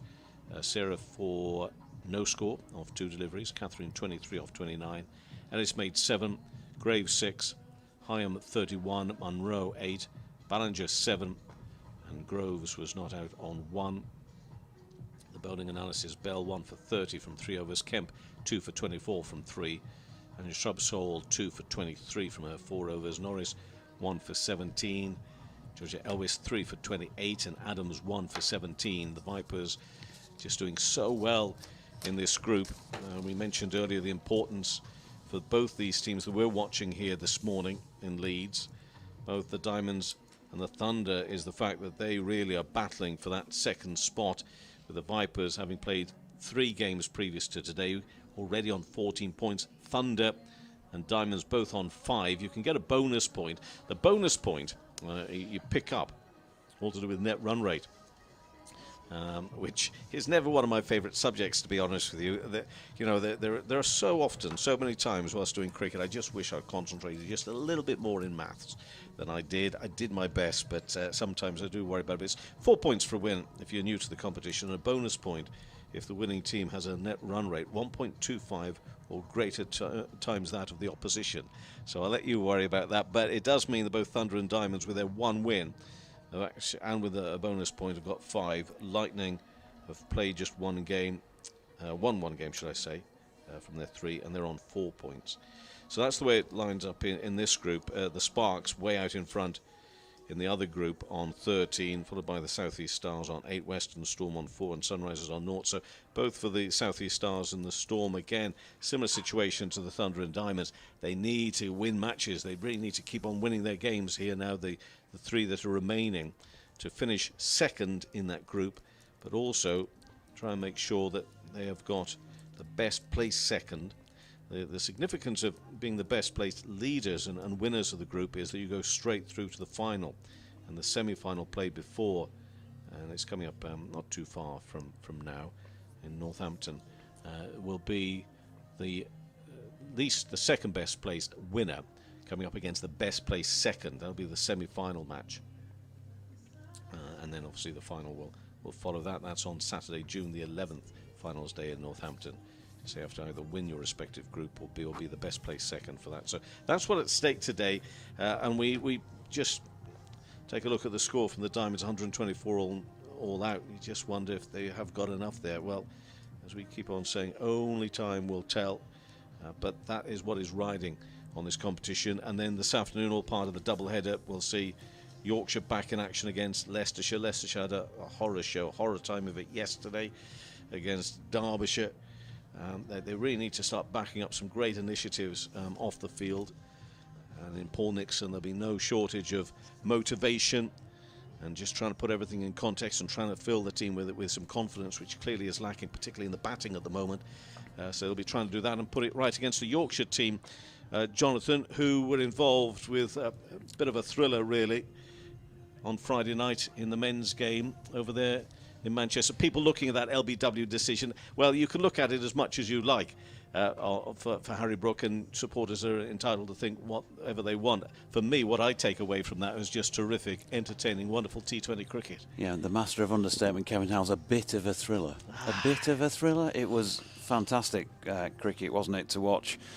2 very strong sides, fine exponents, particularly, you've got to say, the Lancashire Lightning in terms of their consistency in that form of the game over the years, more so than Yorkshire, who've, they can wow the crowds, can't they, on many occasions, but then have got a habit of flattering to deceive as well when it comes down to the crunch games. And of course we saw that last year when they lost that quarter-final up at Durham against Sussex. But yeah, cracking game between the two, and if you were ever going to think about putting your mortgage on somebody to score the winning runs, then the way he's been playing this season, you'd have done that with Harry Brook. You'd have emptied the piggy bank and said, yeah, this guy is good enough to find a way of scoring a run off the last ball to win it.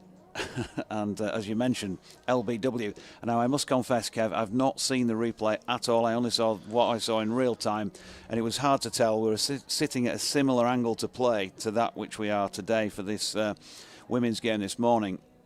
So very difficult. It didn't look to be nailed on straight in front. I've had a lot of correspondence people saying to me that it looked like it was going down the leg side. I did speak to a couple of people last night, Yorkshire supporters, who said, no, he walked across a bit. You know, you couldn't be too hard on the umpire for the decision. So, not sure. But anyway, at the end of the day, as they say in Yorkshire, it's in a looking scorebook, lad. That's art. I think they say it everywhere, but they don't quite say it in the same way as you've just said that. Yeah, I had a little bit of correspondence yesterday and saying much about the same sort of thing. Somebody had actually gone through the process of stopping it. I'm not too sure if they had the technology really to do it frame by frame, but said there was looked to be a really good chance if he was going to clip that leg stump. But that, you know, I looked at it several times. I like you, we didn't have the replays on Friday night. I looked at it again a few times yesterday. I certainly didn't have the frame by frame. There was certainly something about it which might make you think that I was going down leg. Right. Definitely, but it does. You say it doesn't matter. What does matter is it was just in front of, although it was restricted numbers there for various reasons. In Manchester the other night, it was a full house and it was a wonderful atmosphere. What did they give an attendance figure? I didn't see. It was 15,000, I think. It was around about the 15,000 mark, which is some down on what you could get there.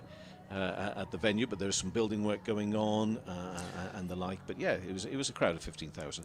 That's what I was told. Yeah. The temporary stand away to the left there at Old Trafford that seems to go on forever when there's an international on. It's a big temporary stand. That was about probably less than half the size it normally is. So that obviously meant there were fewer in. But the umpires are both walking out for part two here. Anna Harris and David Milnes for this clash between the Northern Diamonds and the Thunder, who look like they've got, you won't say a simple task on their hands, but it should be relatively straightforward if they play sensible cricket with the bat. They need just 125 runs to win this. That's just over one a ball, as we know, 20 overs, 120 deliveries. So if they just play sensibly, then it's theirs for the taking here. But the Northern Diamonds have got a strong bowling lineup, and of course our very own commentating colleague Katie Levick, well, fresh from a five in their last match that they lost to the Vipers. She could do some serious damage with her leggies as well, and she better do some serious damage because she'll be getting a real ribbing from me the next time she appears in the commentary box, Kev. Yeah, and she'll be asking you for the last time you took any wickets, and you took a five. Probably so. Yeah, probably so, and that'll be fair enough. So 20 overs to get 125. And opening the bowling from the Howard stand end, it's Lindsay Smith. And there we go.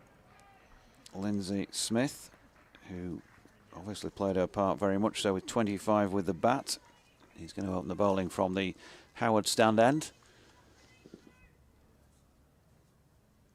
No confirmation yet as to who has walked in first with the bat for the Thunder. Thunder coach Paul Shaw will be accompanying me in the commentary box this afternoon for the Yorkshire Vikings Leicestershire Running Foxes match. Here's Lindsay Smith then, round the wicket left arm, and that is pushed out into the offside by Emma Lamb, who's opened the batting with her back to us here at this Kirkstall Lane end of the ground. So dot ball to start with. Smith running between the umpire and the stumps, as you often see with left-arm bowlers. And this is wide of off-stump, and Lamb just flat batting that out into the covers for a single. So they're underway. The Thunder are underway. They are indeed, yeah. Finished off the first innings of this game with 3 wickets in 4 balls. We did have 2 in 2 earlier on in the game as well, so there have been eventful moments in the match. Will we get any more now in this run chase? Georgie Boyce, another right-hander then on strike, and she gets it a little bit straighter than the shot we'd just seen from Emma Lamb before that, and therefore there's a chase on for the sweeper out on the cover boundary, and she's not going to be able to cut off the 2, so 3 off 3. 2 runs for Boyce to get her off the mark. Lovely sunny morning. There's a fair bit of cloud around overhead. It's more of the white fluffy stuff than particularly grey tinged, and that's a super shot this time by Boyce. That was just dropped a little bit too short, wasn't it, by Lindsay Smith, and she's got it away between the 2 fielders fairly straight on the leg side for 4. Wickets, wickets, wickets. It's the only thing that's going to give the Diamonds any chance here, really. And instead, it's been a fairly strong start here from Boyce and Lamb. Both of them very much in form. Half centuries, a couple of them from Georgie Boyce in recent times. So too for Emma Lamb. Here's Smith floats one up, driven straight. Good piece of fielding off her own bowling as well. That was going to hurt, I think, because she really did strike that well. Georgie Boyce just taking a moment to get up off the ground was bowler Lindsay Smith, so she's gone for 7 off 5. Just making a change in the field here. Number 17, Phoebe Turner, has been brought in from behind square on the offside into mid-wicket. So extra fielder in there. Smith then, skipping in, left arm round the wicket, and that's driven back to her. And a good piece of fielding with the right hand off her own bowling to complete the first over then. Good start for the Thunder. They're 7 without loss. Still holding that hand though. Still clearly a little bit of discomfort out there. Whether she's going to have to leave the field or not to have it looked at, I don't know. No, she looks like she's going to be all right. Going to carry on. But it looks a little bit brighter actually now. Certainly a little bit more blue sky. Whether that temperature is going to improve or not, we don't know. But the men, Emma Marlowe going to be bowling here, this end here. But yeah, Lamb and Boyce just terrific form. Boyce with scores of 10, but 65 and 71. Lamb 23, but 50 and 56 in the last couple of innings.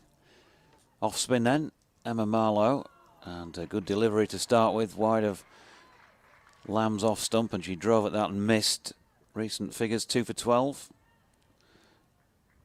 none for 14, and 2 for 19 against Lightning, Thunder, and Vipers respectively. So didn't take a wicket against this opposition last time the teams met just recently. And she's not going to do that with this delivery either, which has been pushed up to long on for 1. Leah Dobson doing the fielding.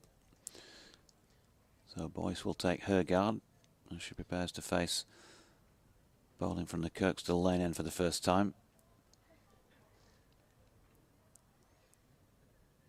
Fielders, the 2 outside the circle, are on the mid-wicket boundary and on the long-on boundary. Everybody else inside the circle. 4 to the offside, 3 more to the leg. And in comes Marlowe once again. Another good delivery, full of length, driven into the offside by Boyce, but can't get it past the infield. 8 without loss. 9 balls gone in this Thunder innings. And here's Marlowe again, full toss this time, and that's a gift. She's not struck it as cleanly as she might have done, but she's got it away through the gap in extra cover. And there's going to be 4 more to Boyce. So she's into double figures. And so our Thunder on 12 without loss with 2 to come in the second. They could make easy work of this, you know. The 2 batters really in form.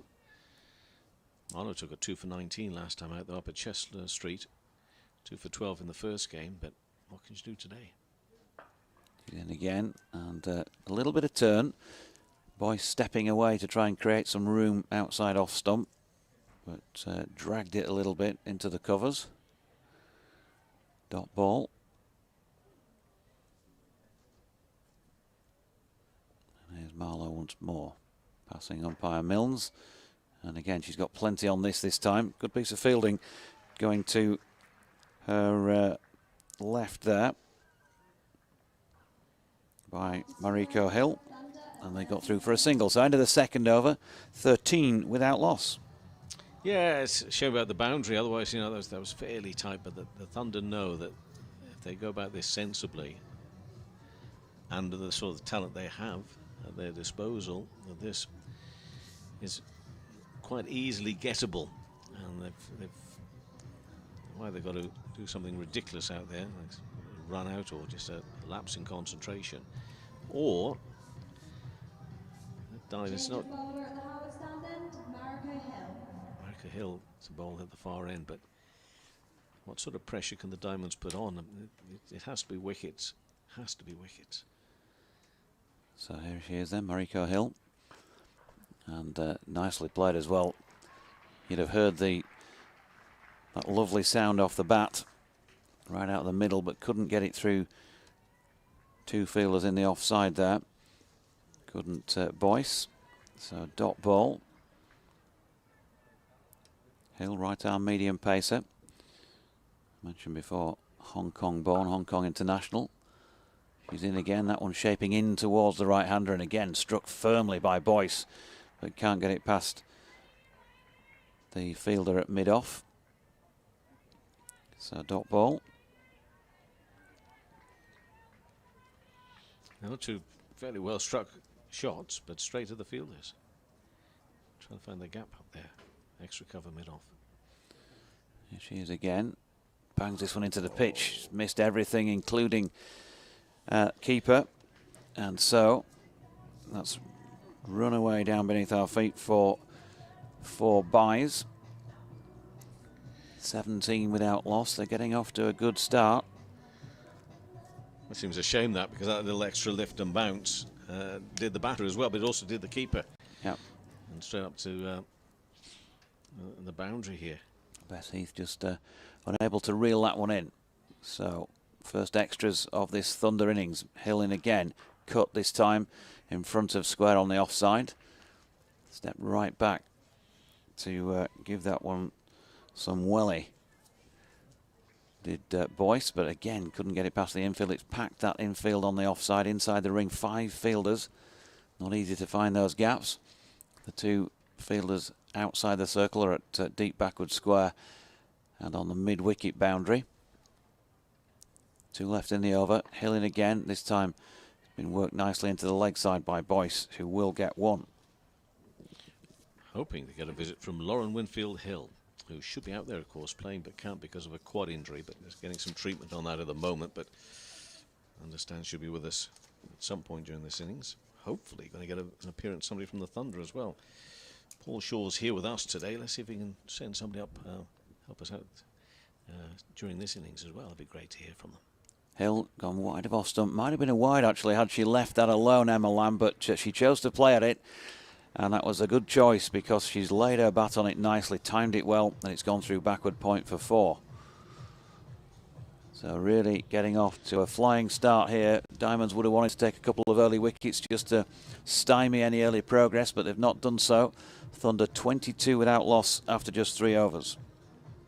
But I'm not seeing 2 batters out there, Jonathan, who are particularly being cautious or thinking, oh, we've got plenty of time, if you like, on our side. They're being as positive as you might expect them to if they were chasing down a big total here, really. But that no doubt also is the sign of 2 batters who are in form, as we mentioned earlier, with their previous scores. Yeah, Marlowe going to continue then from this Kirkstall Lane end.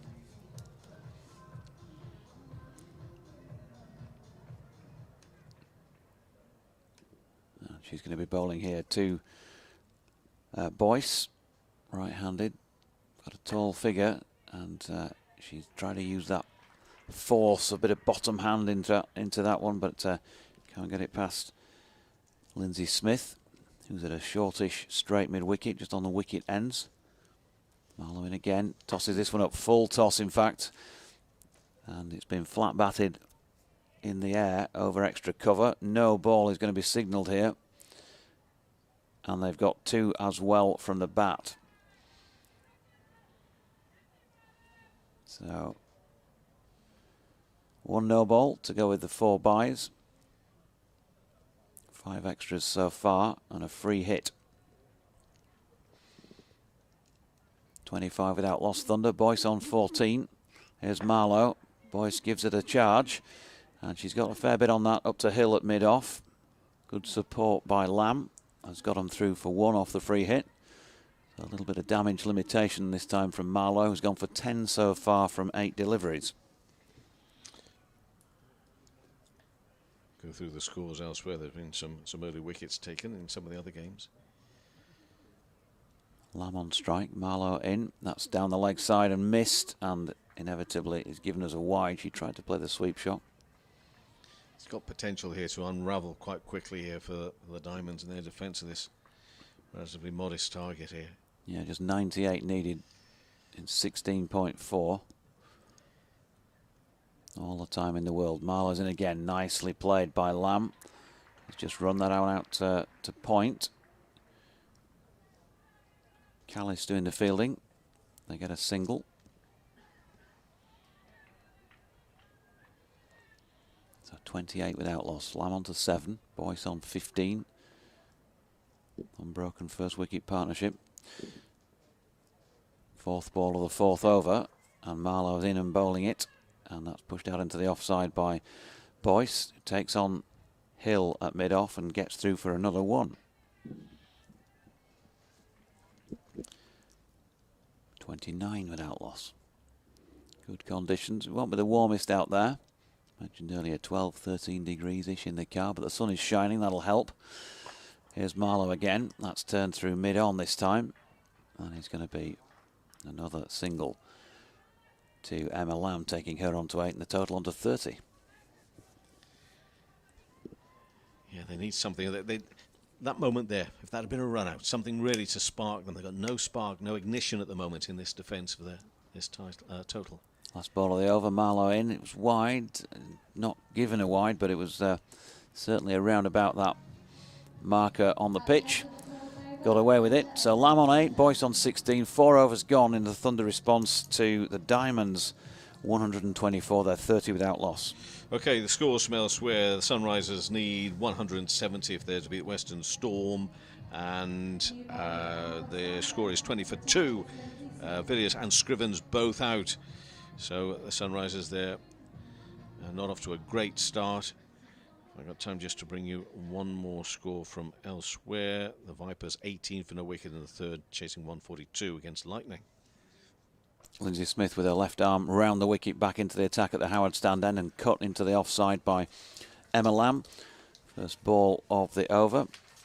Single, 31 without loss. And you would think it's just going to be so difficult, nigh on impossible, to contain the opposition here. It's about taking some wickets, really, and just making people have to go out and start. Each new batter has to do that, of course. Boyce just giving this one a bit of bottom hand up to mid-off, where Callis does the fielding. Dot ball. Here's Smith again, and that's lobbed into the offside, and that is the first wicket. They needed one, did the Diamonds, and it's Boyce who's gone. She's just lofted it in the air to short extra cover, and Holly Armitage doing the catching. It was comfortable, but a good start by Boyce, and Lindsay Smith striking with that first wicket when the score was on 31. So 31 for 1. And halfway through the 5th over of this one, that opening partnership then worth 31. And Danielle Collins coming out to bat here for the Thunder. Number 30 on her back. And that will just perhaps settle down the Diamonds players out there at the moment. Boyce caught Armitage, bowled Smith for 16 off 20 deliveries. She hit 2 fours during her time at the crease. Danielle Collins just making her way in. Still to come, Eleanor Threlkeld, Shachi Pai, Laura Marshall, Laura Jackson, Sophia Turner, Phoebe Graham, Hannah Jones and Alex Hartley if needed. And pleased to say that Seren Smale joins me from the Thunder. We'll bring her in a moment because Lindsay Smith is going to continue here, bowling to Collins, who's worked that to mid-on, and there's no run. Danielle Collins, left-handed. Brought a slip in place here now, so a bit of attacking cricket from the Diamonds. And there's an appeal for LBW as she misses out on an attempted sweep shot, which drops out into the leg side, so there's no run. Brings Seren on in a moment. 1 ball to come in the 5th.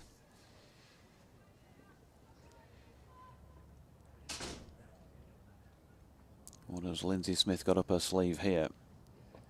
Well, she's been worked for one into the leg side, a relatively full-length delivery. So Danielle Collins is underway with a single. End of the fifth then, 32 for one, and chasing, well, needing 125 runs at the outset to win this.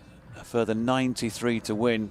Great start. It is a great start. We've had Boise and Lammy have really started us off well, to be fair, as they always do. And then Danny just needs to settle in. And plenty of positive chat, Seren, I'm sure, at the halfway stage after limiting them to an eminently chaseable score. Yeah, it's a good ground. It's really nice pitch and everything. So we've done well to keep them down to, what was it, 130-ish. So we're happy. It was a good team chat. Just knock them off. Just knock them, simple. Yeah. Simple, knock them off, run it around. Well, I suppose that's all you've got to do as well, isn't it? Just more than one a ball. You'll pick up some boundaries naturally anyway. And just get in, score runs. Push it around, play cricket, as we say. See ball, hit ball. So we've got another change of bowling. And it's going to be Lee Kasparek coming on from the Kirkstall Lane end.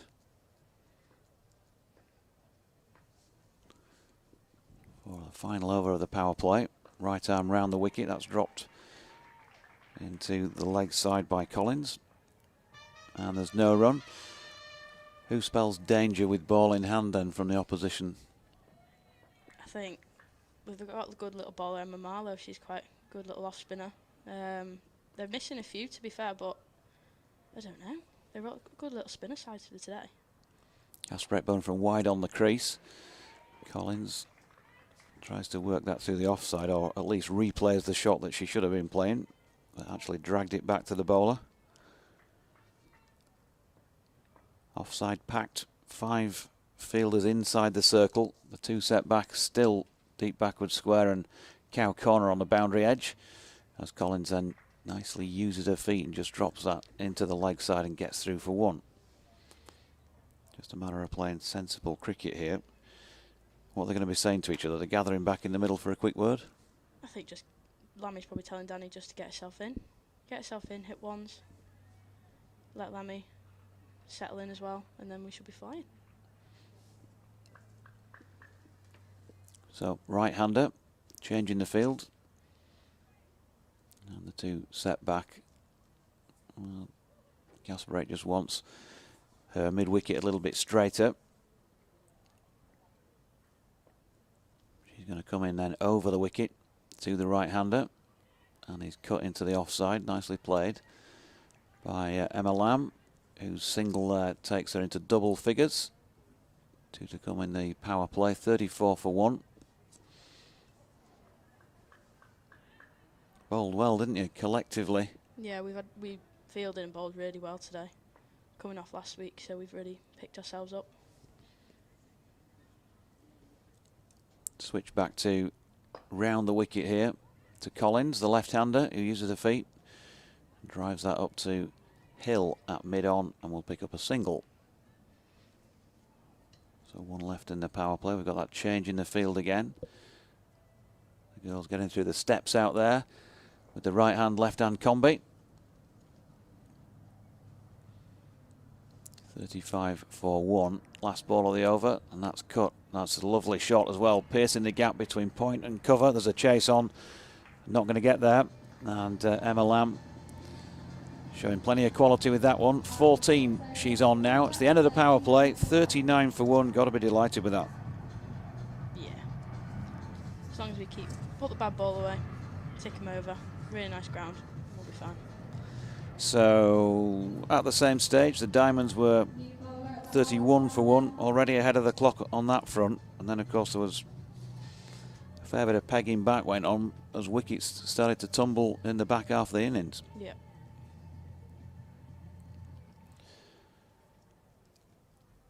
Paul Shaw, is he downstairs on the balcony sunning his little legs? He's probably got no sun cream on. He's coming up to do the Yorkshire-Leicestershire game with me a little bit later on. So I'll give him a little bit of ribbing about that, no doubt. Yeah, if he's got a red neck, make sure he tells him to put sun cream on. So into over number 7. Run him. And Emma Marlowe, bowling from the Howard stand end, has just been worked for a single by Collins. So 40 for 1. 15 off Marlowe so far. Again, we've got the little dash around in the field. Katie Levick just been moved inside the circle at third. And she's dropped 2 out straight here. Long on, long off. Mid-wicket. He's out on the boundary edge. Now then, an attempted stumping. The stump has gone completely. But Emma Lamb hasn't. She's survived it. Sharp bit of work as well behind the sticks there by Bess Heath.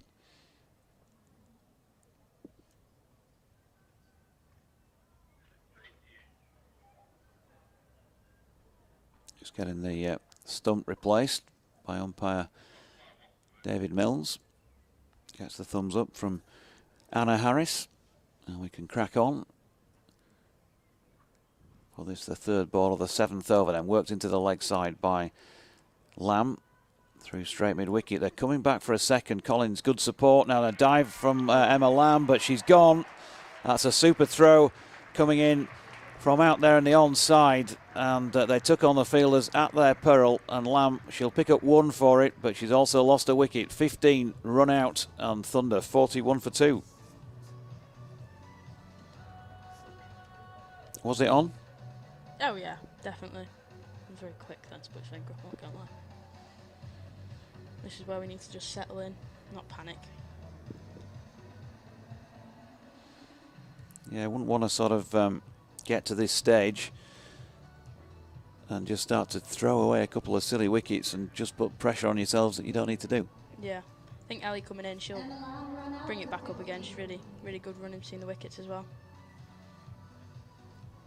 So Emma Lamb 15 off 12 deliveries.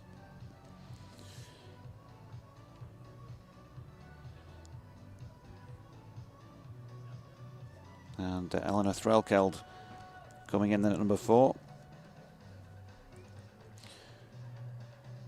Just a little bit of a lift. There's also that psychological side to things, not only from your own point of view do you not want to lose wickets, but you're just giving them that incentive as well to keep coming hard at you when you want to disappoint the opposition, don't you, at this stage, and give them no sniff. Yeah, I think they were coming into this quite, I don't know, probably just a bit like not going to win, but I think now we've lost 2 wickets and we're in 41. I think they might be a bit happy with themselves.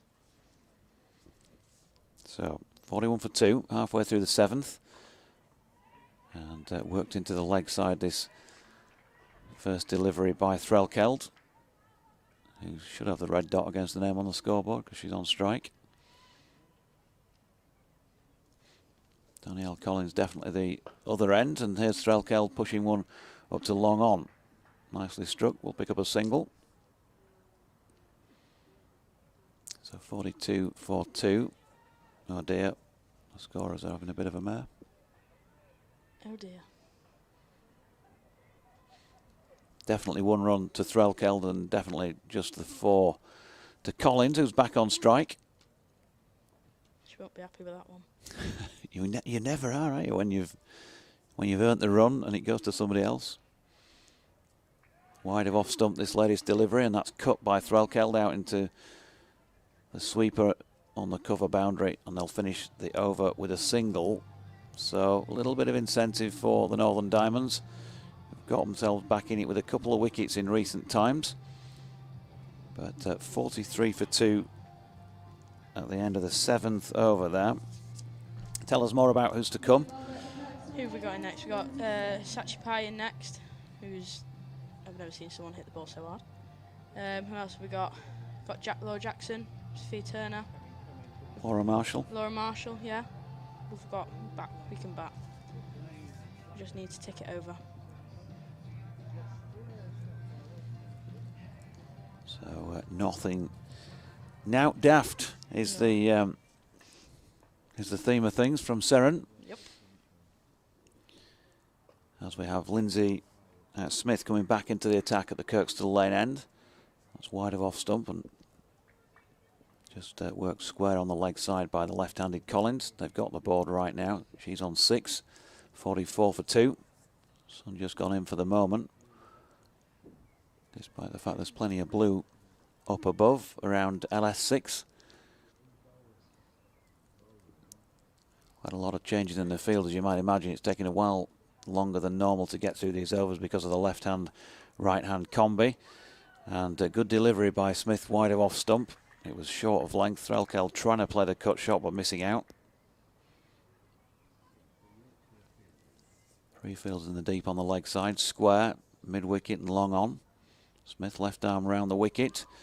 And Threlkeld just tries to run that one down wide of Bess Heath, who I think got something on it.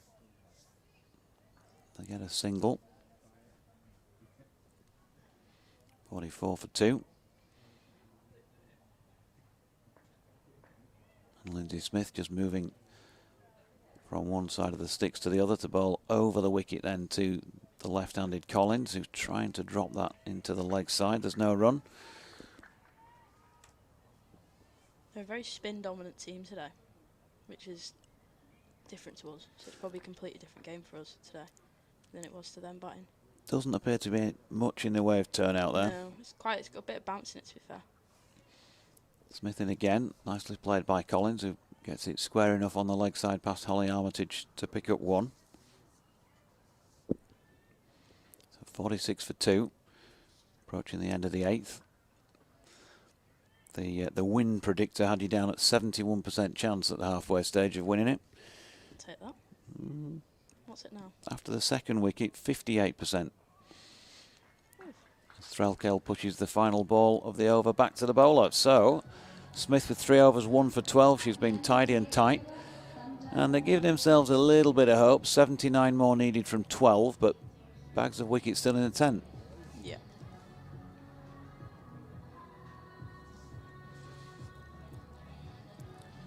So 46 for 2. Collins on 7 and Threlkeld on 2. New bowler at the Howard stand end, Katie Levick. And change of bowling then at the Howard stand end. We've had her in the com box quite a few times this season, and she's going to be doing a few more T20 games with me in the men's matches to come. But she's now bowling at the Howard stand end, Katie Levick. Bowling to the left-handed Collins. And first delivery turned into the leg side for a dot ball. Comfortable bit of fielding by Phoebe Turner. Katie Levick 5 for in the most recent Diamonds match. There she is again. And once again, another dot. They can afford, though, to take a bit of time here. Have a look.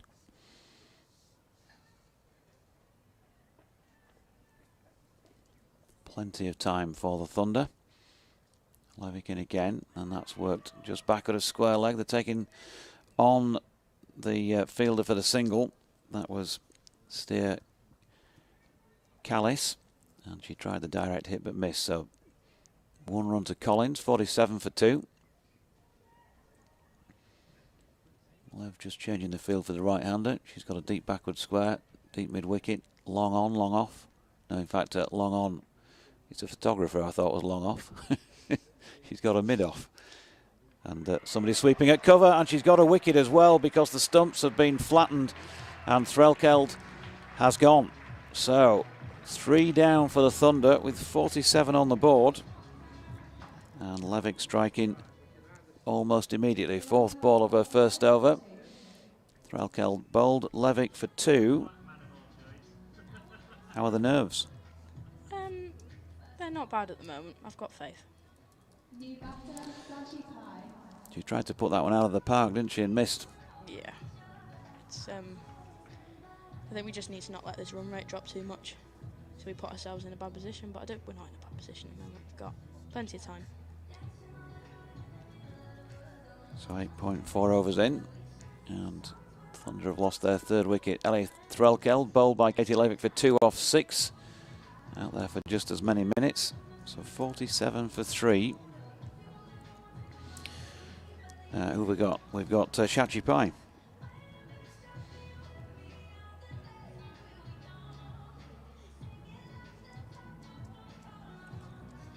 right-handed.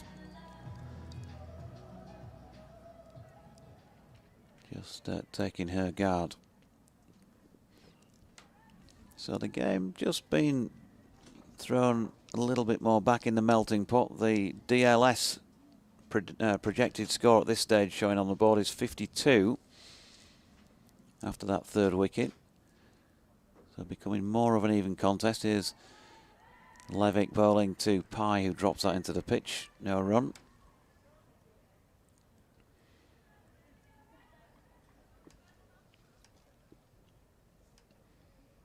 And last ball of Katie Levick's first over then. An attempted sweep by Pye. Big appeal for LBW. She was looking as though she was right in front. It looked a decent shout, and the finger has been raised by Anna Harris. So 2 wickets in her first over for Katie Levick. 2 for 1, 47 for 4, and now, from being in no trouble whatsoever, Thunder certainly are in some.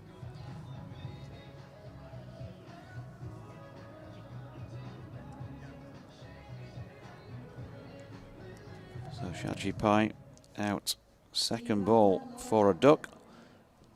47 for 4 at the end of the 9th over. And Laura Jackson. Tell us more about what Laura brings to the party with the bat. She can hit a very nice ball. She is a sneaky little batter. But any particular strong areas? She loves a little straight over the top. Straight or through the covers, she's very good. Okay, we'll look out for that. The voice of Seren Smale of the Thunder, who are just beginning to chase this a little bit at 47 for 4. Both sides have struggled to find fluent runs, really. It was a good start. 30 without loss after 4 overs. 39 for 1 at the end of the power play. But things have changed dramatically. 3 wickets for just 8 runs since then.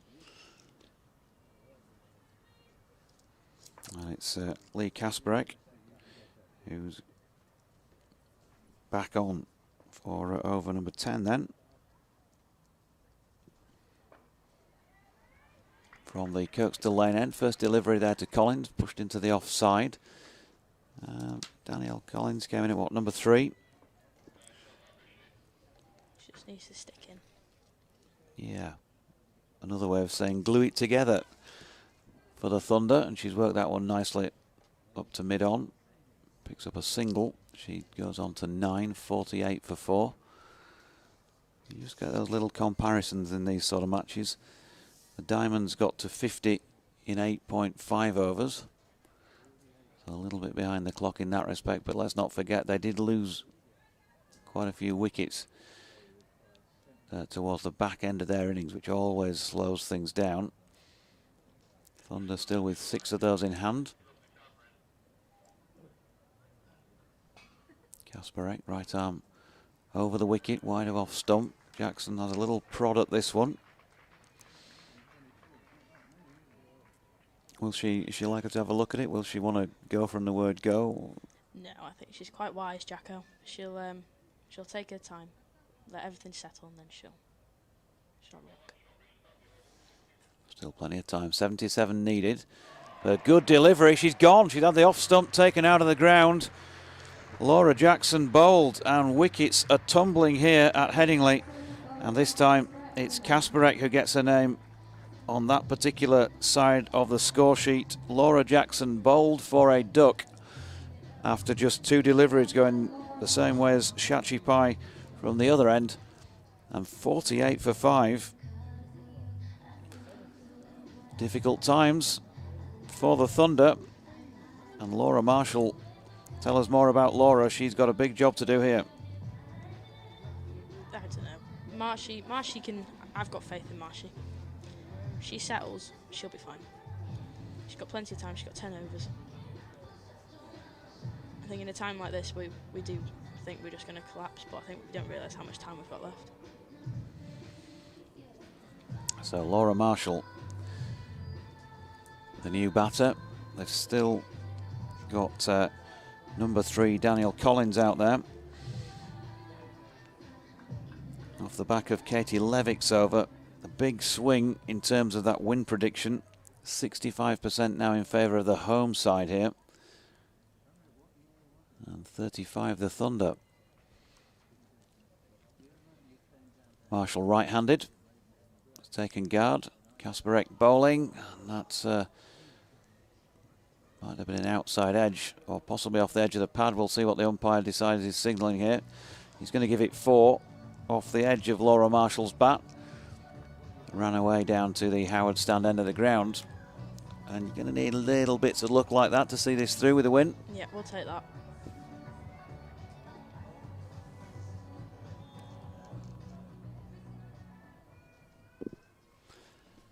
And so Marshall, final ball of the 10th, the halfway stage in this Thunder innings, firmly pushed but straight back to the bowler. Kasparek then 1 for 12 off her 2 overs. Seren, thanks for your company. Thanks for that insight into the Thunder. We'll let her get going, and we'll bring Kev back in. Thanks to Seren Smale of the Thunder then, who are 52 for 5 at the end of the 10th over. Here on Sports Extra, Kevin Hell's going to sit back in the chair. At the same stage of their innings, well, the Diamonds 58 for 1.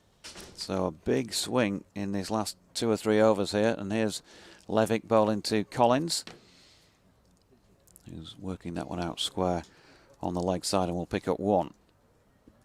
It looked a relatively straightforward task, didn't it, to knock off 125 runs to win it at the outset. Just played sensible cricket, we said, but there's been some excellent bowling by this Yorkshire bowling attack. 2 wickets for Levick, 1 for Smith and Kasparek apiece. And then that superb run out of Emma Lamb as well. That was what really set, when the rot started to set in, wasn't it? The second wicket. Levick in again with a regulation leg spinner, which is turned out backward of square leg there by Marshall, who will pick up 1. She's on to 5. Collins on 10. 54 for the loss of 5 wickets.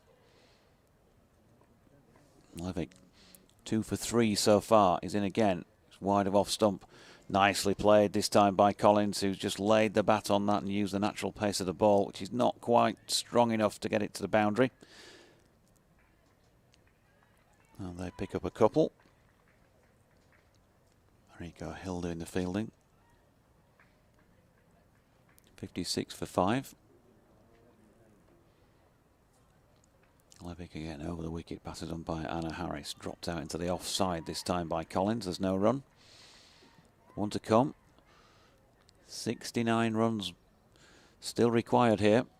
They're not yet at the halfway stage in that respect, but we're past the halfway stage in the number of deliveries they've got to get them.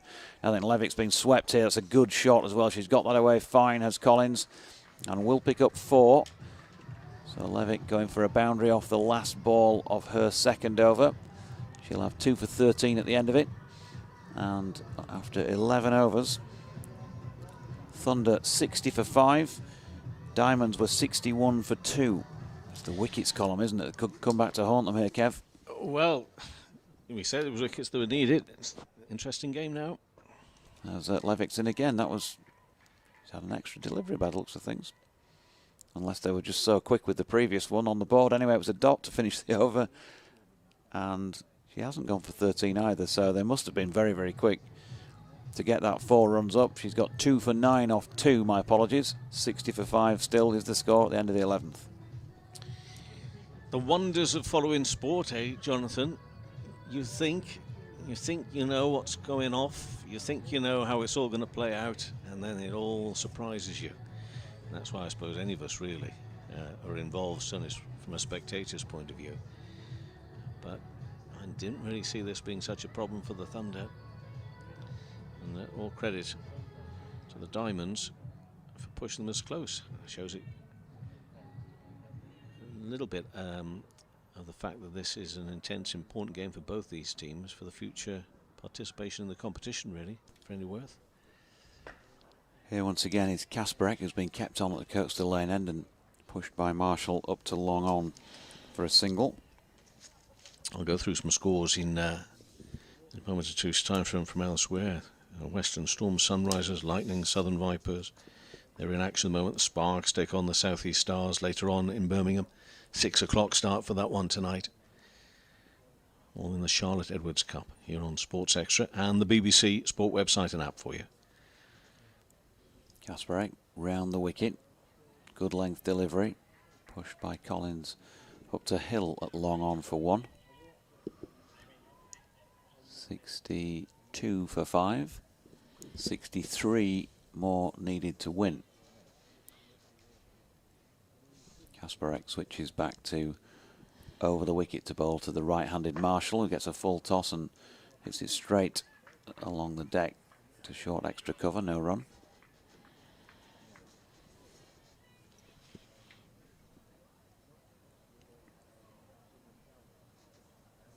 .62 for 5.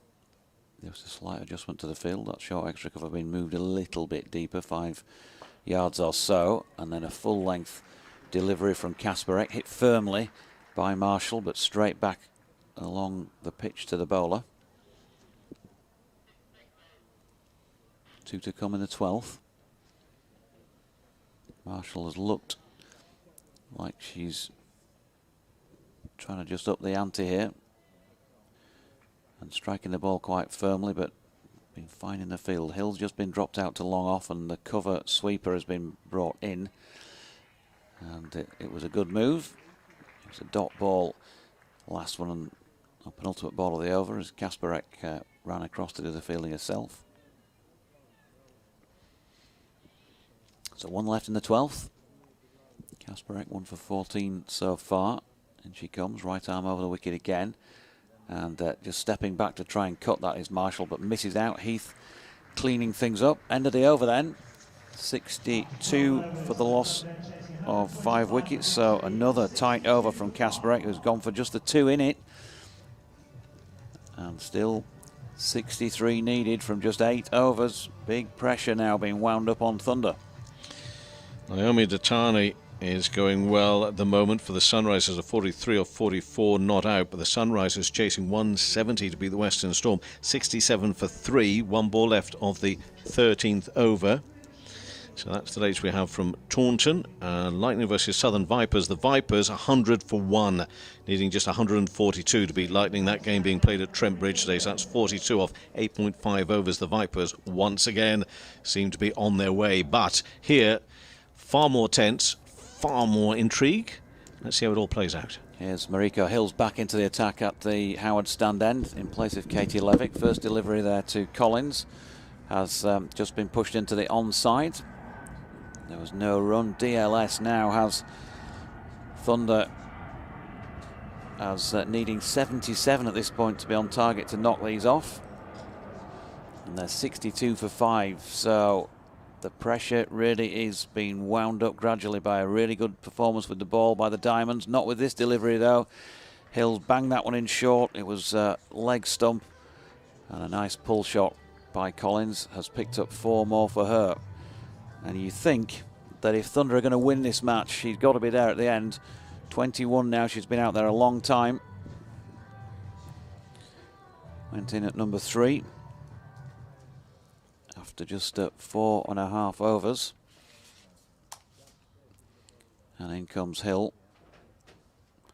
Short ball, and that is pulled through deep backward square by Collins for a single.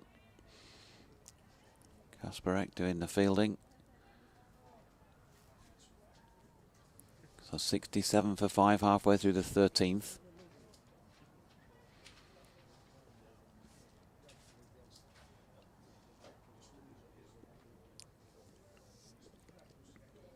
Holly Armitage just sorting the field out with Hill. So the right-handed Marshall is on strike. Hill, it's short, it's cut into the offside. And she'll pick up a single there.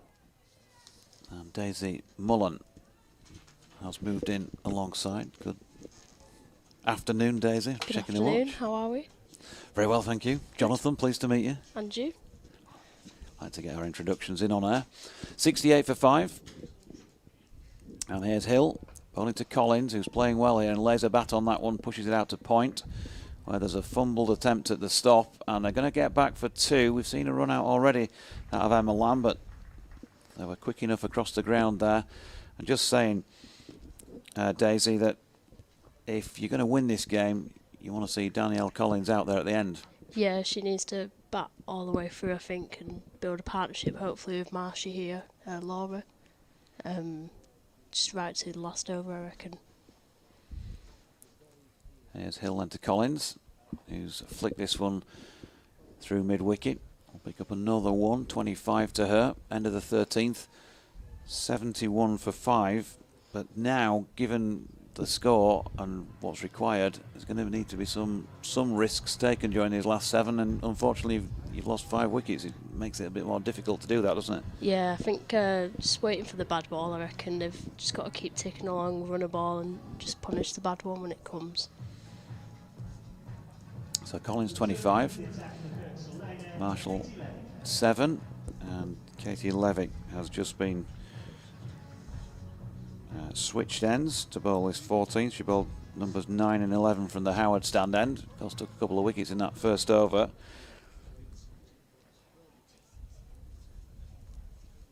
Back on then with a leg spin, of course, bowling to the left-hander. That's going to be naturally turning in towards the lefty. Collins, who's just played a solid push. And here she comes again. Round about middle and off that. Straightens on the batter, who pushes it back to her. So 4 to come in this 14th over, 71 for 5. They've taken down the runs required, which is not great for my maths on the scoreboard, as Levick's in, and that's turned back with a square by Collins. And they get a single. Come on, you'll be able to tell us, Daisy, how many they need? How many do you need now? What, on the scoreboard? Well, you're much younger than me. You've been at school and much more recently than I have, so your exposure to math lessons. I can't actually No work idea. out myself. No, you're not the only one. Levick in, that's floated up, bowling at the right-handed Marshall. This time who pushes into the offside, no run. So Laura Marshall, well, Surren told her she can strike a good ball. She's going to need to do that with 1 or 2 of these, and she tries to play a bit of a pull shot this time and misses out. Katie Levick looks like she might be turning it more than anybody else has today. Yeah, I think some of the girls when they came back were saying that she was turning it quite a bit compared to the other spinners, so. She just brought in cover inside the circle. This one straying down the leg side, a sweep shot is played, and there is some contact. What is he going to give here? David Milnes, it was a single. So, with Marshall on 8, Collins on 26, partnership worth 25 for this 6th wicket. There's still some hope at the moment for Thunder, but the pressure is on. They're 73 for 5.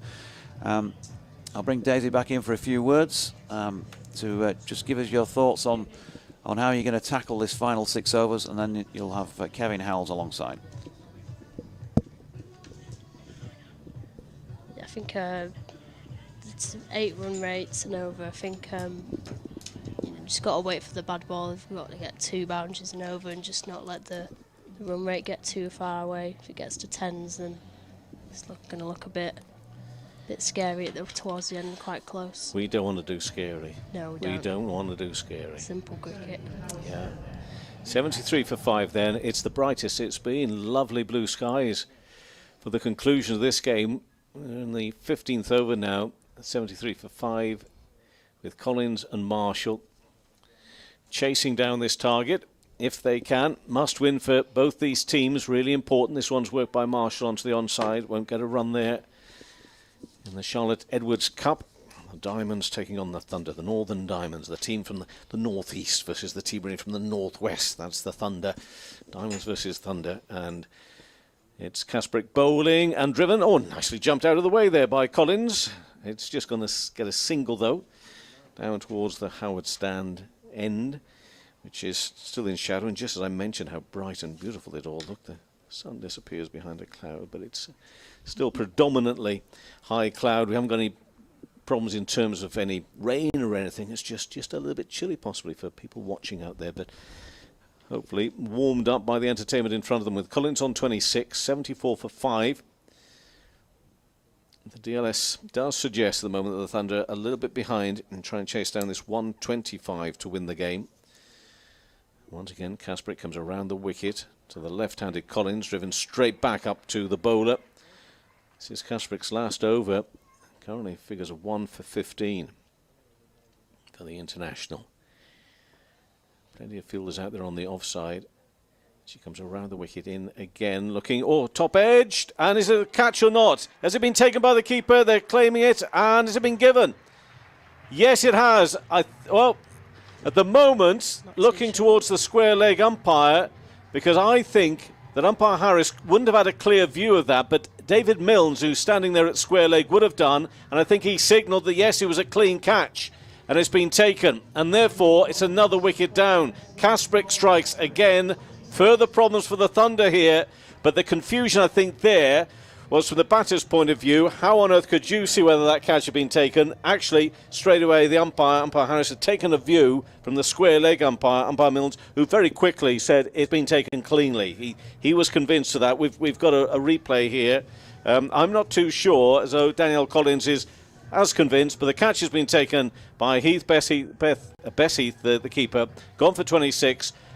38 minutes, 33 balls, 2 fours.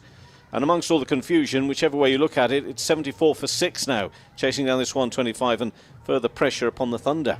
Yeah, I've just watched the replay. I can't quite make it out myself. I can't even tell. It's a tricky one because she had to throw herself, did Heath, low down, didn't she? Yeah.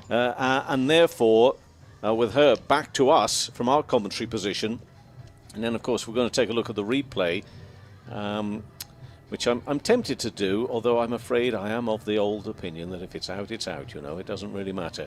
But a bit of a shake of the head from the batter there as she was leaving. But umpire Milnes, I thought, made a very quick call to say that catch had been taken cleanly by Heath, the keeper. So Collins has gone for 26. And we see here Kasprick coming in out to bowl to Graham, who is the new batter in. Can't get that one away. A little jumpy to start off with. Is there a run? Marshall quite correctly says, no, there isn't. Get back into your ground and do not come any closer to me right now. So there's a bit of pressure here upon the Thunder at the moment. Phoebe Graham out there looking to get the Thunder back into this game. This has gone high. Is it carried all the way to the... No, it's going to drop short. The fielder out there at long off, so it's going to be a single. And that is the completion of that over. Graham then on 1, keeps the strike for the start of the next over. Marshall on 9, 75 for 6. And applause there for Kasprick's bowling. 4 overs, 2 for 16. Comparison of scores after 15 overs. The Diamonds were 85 for 5. The Thunder in the chase is 75 for 6. So, this is, at the moment, a troublesome time for the Thunder. Daisy's going to back them all the way here at the moment. But if you're out there at the moment, one decent over away from catching up. But do you think they've just got to keep going at it, or do you think they can just be a little bit watchful? I think they've got to keep going, haven't they? Graham's on 1. Drives that hard and firm. They'll have to go through for a quick single. The throw misses. Otherwise, that would have been curtains in the end for Graham as well. The throw from mid-on. Bit of pressure upon the Thunder here, Daisy. Yeah, I think one good over here and we'll be right back in it. I know that the run rate has creeped up a little bit, but like Lindsay Smith did in their innings, She did, yeah. This one's worked away on the onside towards square leg out there on the boundary to our right-hand side for 1. Score moves on by another 1. Moves up to 77 for 6 now, chasing down this 125. Double-header day here at Headingley. Charlotte Edwards Cup followed by the Vitality Blast. This one's worked by Graham through some mid-wicket area, really, out towards the boundary for another single. So he's keeping the board ticking along here at the moment, although a few boundaries wouldn't go amiss if they can be found. Graham on 3, Marshall on 10. And it's Armitage who's been brought into the attack, by the way. This one's just chipped up in the air on the leg side. Ollie Armitage, the captain, bowling. 79 for 6. I mentioned double-header day. There's a double-header day coming up at Emirates Old Trafford on Wednesday, which I know is something that Thunder are really looking forward to. And the good delivery from Armitage. Block hole there. Kept out by Graham, but she can't get that away for a run. It's a dot ball at 79 for 6. And the Thunder on Wednesday taking the main stage, taking the pyramid stage. If you like your Glastonbury analogies, this one off the back foot, worked by Graham onto the offside. Have to be quick, this could be out, and it is.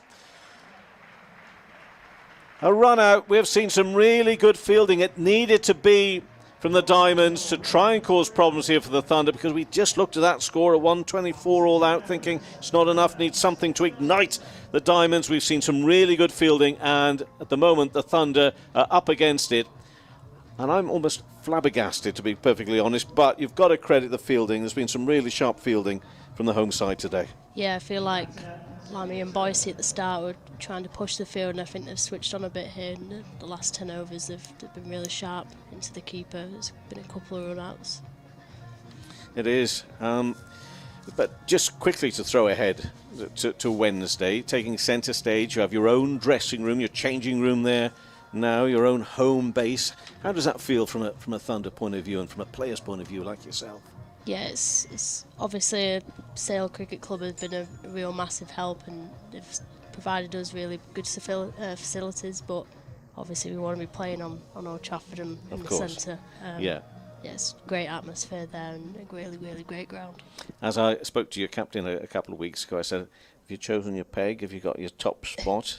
Has that sort of thing been going on yet or not? I think we'll have a few conversations about it next week. You get in there first, that's what I'm going to say to you. Okay, so Marshall run out. It was Turner with the throw. She went for 11, 79 for 7. Pressure upon the Thunder here in the run chase.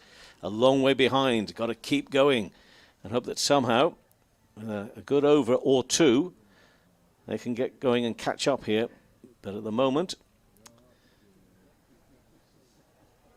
we're waiting. Oh, you're not waiting for me, are you, umpire, to signal leg bye, but just waiting for the scorers just to acknowledge a leg bye there.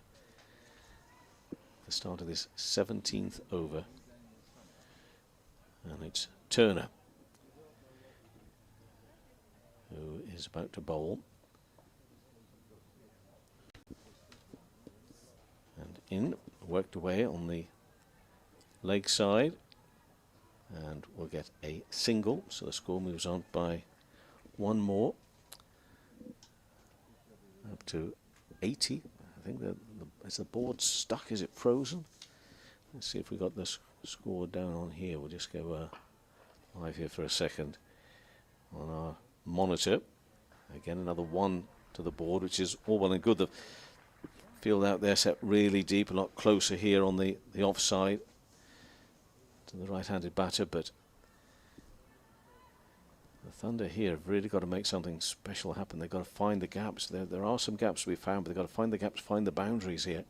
Graham on 4. Driven up towards extra cover. And looks to shadow that. A bit more flourish to get the ball away. But as we saw really with the first innings, some really good tight bowling. And this one, oh, bowled! It's got through. Graham has gone. Been bowled, and that stump taken out of the ground. Well, it can unravel so quickly like this, I'm afraid, can it not? It's not your responsibility. You're up with us. Nothing you can do about it here, Daisy, but you must be feeling for your teammates out there in the middle at the moment. So much pressure. And where's it all come from? I felt you were in such a good position. Yeah, I'm not too really sure. I think with Lammy and Boise, they held a lot of our runs the last few games that we've played, and I think between the middle and the top order, I think just struggling slightly in the last few games. Well, it's a really good point you make, as Phoebe Graham there makes her way off, being bowled by Marlowe for 4, for the fact that whilst others haven't been given that opportunity, to be asked to turn it on a day like today in a match which matters so much for all sorts of reasons, whether it be the rivalry from the Pennines' point of view, but the must-win nature of the game as well, although there will be at least a couple more whoever wins this one after this in terms of finishing in a really well-placed second. But you've got to be there and be able to switch on. It's not so easy if you've not been out there in the middle, is it?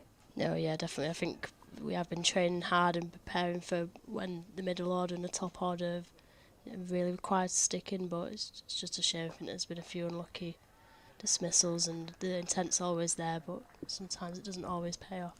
No. Just a quick word. What about this goalkeeping with Berry? Is that all in the past now? It's pretty typical of good sports people generally to be good at more than just one sport. But when did you have to make the decision, football or cricket? It's about last year. I think cricket got quite hectic and quite busy with it now being more of a professional sport for the women. So yeah, I kind of made a decision last year to step away from it a bit. It's more of just something I enjoyed really, rather than something I wanted to pursue. It's always cricket that I wanted to. So now this is the focus. Yeah, This is the 100%. focus. Okay. Well, as I say, sadly you can't do much about what's going on out there in the middle today, but I'm sure you'll be figuring soon again. And thank you very much for your time. It's been great having you with us. In the meantime, back to the action here with Graham. Just pushes that ball. We've got the board sorted out, I think. Now pushes the ball into the offside. The one run there at 83 for 8. But thank you for popping up and seeing us. No, it's And I wish you and the team obviously all the best. Bit of a tricky situation to get out of here, but let's see what happens. We're into the 18th over. Many thanks, Daisy. Thank you Daisy very Mullen, much. who's joining us. On Winfield Hill is also going to come in, probably at a good time.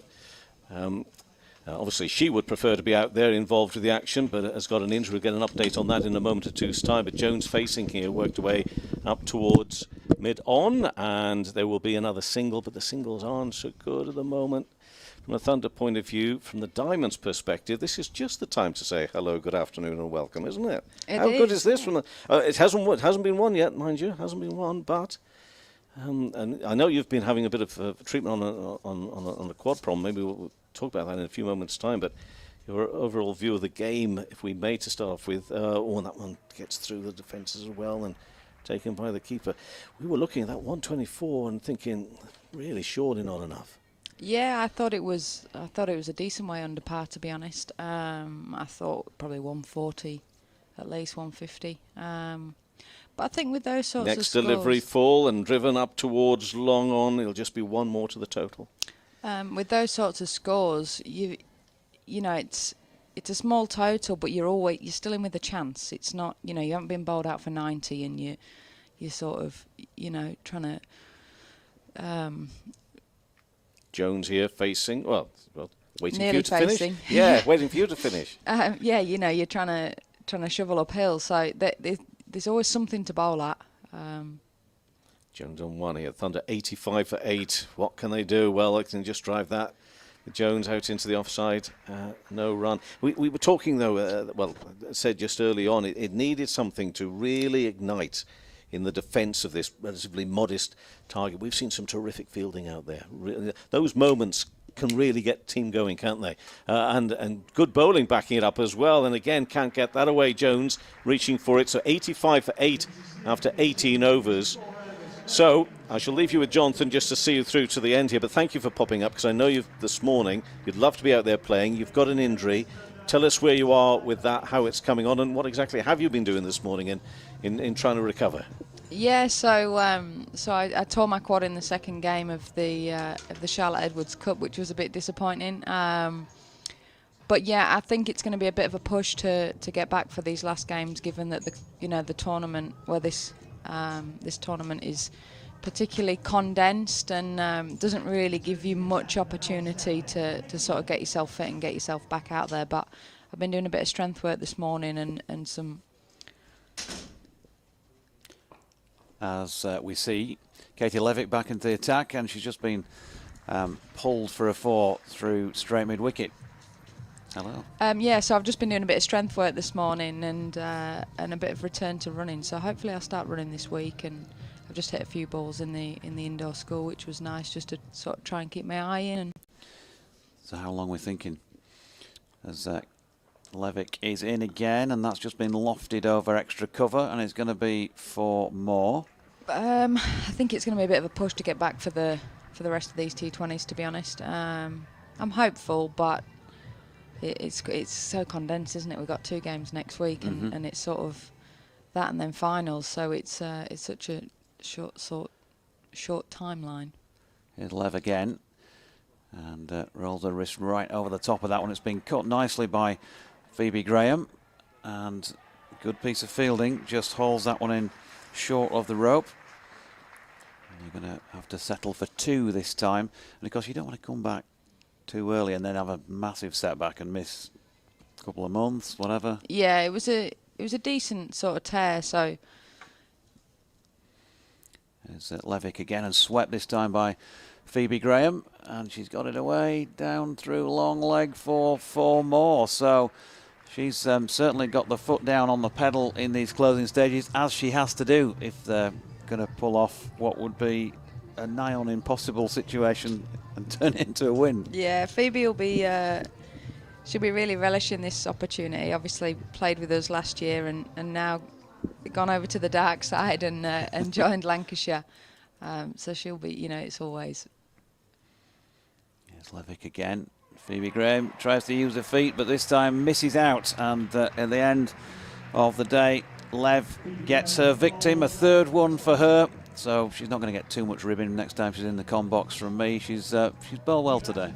Yeah, she has. I've missed a lot of it actually because I've been in the indoor school, but it kept coming over the tannoy and the music was going off in the indoor school, and it was fantastic really. I think when you've got a score on the board that's probably a little bit below par, we've basically managed to do what we failed to do playing against them at their place. I think they're very top heavy, and it's sort of, if you get 1 or 2 wickets you can really expose that middle order. That said, we struggled to take those wickets last time we played them, and obviously Emma Lamb and Georgie Boyce had that massive partnership at the top, but it just goes to show, if you get 1 or 2 you can really expose this team. And like Daisy was saying, their middle order hasn't done a lot of batting, and then you're asking to do, those girls to do it under the highest pressure in a Roses clash, with very little experience of doing that this summer. Yeah, it's been a great effort in the field, you've got to say. Is Lev for the final ball of her spell, which is against Alex Hartley, and they've taken a silly single, and that will be that. And you've got to say, you never like to knock professional players, but at the stage where you're talking net run rates and all of that, why not just play out every single one of the deliveries you've got, Lauren? Yeah, it's one of the first things you talk about, isn't it, when you're in these situations, even as sort of playing as in a junior side, is make sure you use every ball, make sure you use up all the overs. There's actually been quite a lot of run-outs today. Like you say, the fielding's been really good, it's been really sharp, but I think at times there's been some silly run-outs, and some really key players ran out as well. You obviously, you know that a lot lands on Emma Lamb's shoulders at the top of the order here for Lancashire, and she got run out early on in the game, and that's the last way you want to get out. You sort of your key players, and there has been a bit of that moments of franticness in this game, and I think both teams have fielded it exceptionally well actually. So great for you that they took on that run, and that you've seen the back of them with an over to spare effectively. And so that puts you into 2nd place, clear in the table now, because it was a vital win in that respect, wasn't it, this? And after posting what I guess we thought was a pretty moderate, mediocre total, maybe it's not as good out there in the middle as we thought. I think both sides, full credit to them for what they've produced in the field, because they've clearly both bowled well, but you girls, that much the better. Yeah, I think both teams would have probably come away and felt that they could have batted slightly better as a unit. It was interesting though, because I came out of the gym this morning and I spoke to Katie Levick as I came down, and I said, how's the surface playing, and she said it's a little bit slow and low. So I think in those sort of conditions, as soon as you sort of get out of the power play and your slow bowlers come on, I mean, both teams have numerous spinners. It does become quite tricky on a used wicket. So I think that's what we've seen has been really key. Really, it was sort of the battle of the spinners. It wasn't a day for the batters, but it was a great display of slow spin bowling from both teams. Yeah, so Cracking contest. The Diamonds, who, as we've just been saying, posted 124, which looked a little bit on the low side. There was predictions early in the match of 150 plus, so it looked like they were going to come up short, but we wrote them off at our peril because 99 all out in response to Thunder. Let's just have a quick look through the Diamonds bowling figures. Lindsay Smith, 4 overs, 1 for 15. Emma Marlowe, 4 overs, 1 for 20. Mariko Hill, 2 overs for 14. Lee Kasparek, 2 for 16 off her 4. Lev, okay, she gets away with it. The jibes will be reduced a little bit next time she's here because she's bowled 4 overs, 3 for 25. And Holly Armitage, 1 over for 4. So a 25-run win for the Northern Diamonds, who'll go second in the group behind the Vipers. Lauren, thanks for your company. It's been great to have you on board for these last few overs, and we wish you all the very best with a speedy but long-term recovery from the quad injury, and look forward to seeing you back in action, and maybe we'll get to chat to you after another game in this well, this season, not in this particular competition by the sounds of things. So from Lauren and myself, Jonathan Doidge, thanks for your company. I'm going to hand you back to Kevin Howells.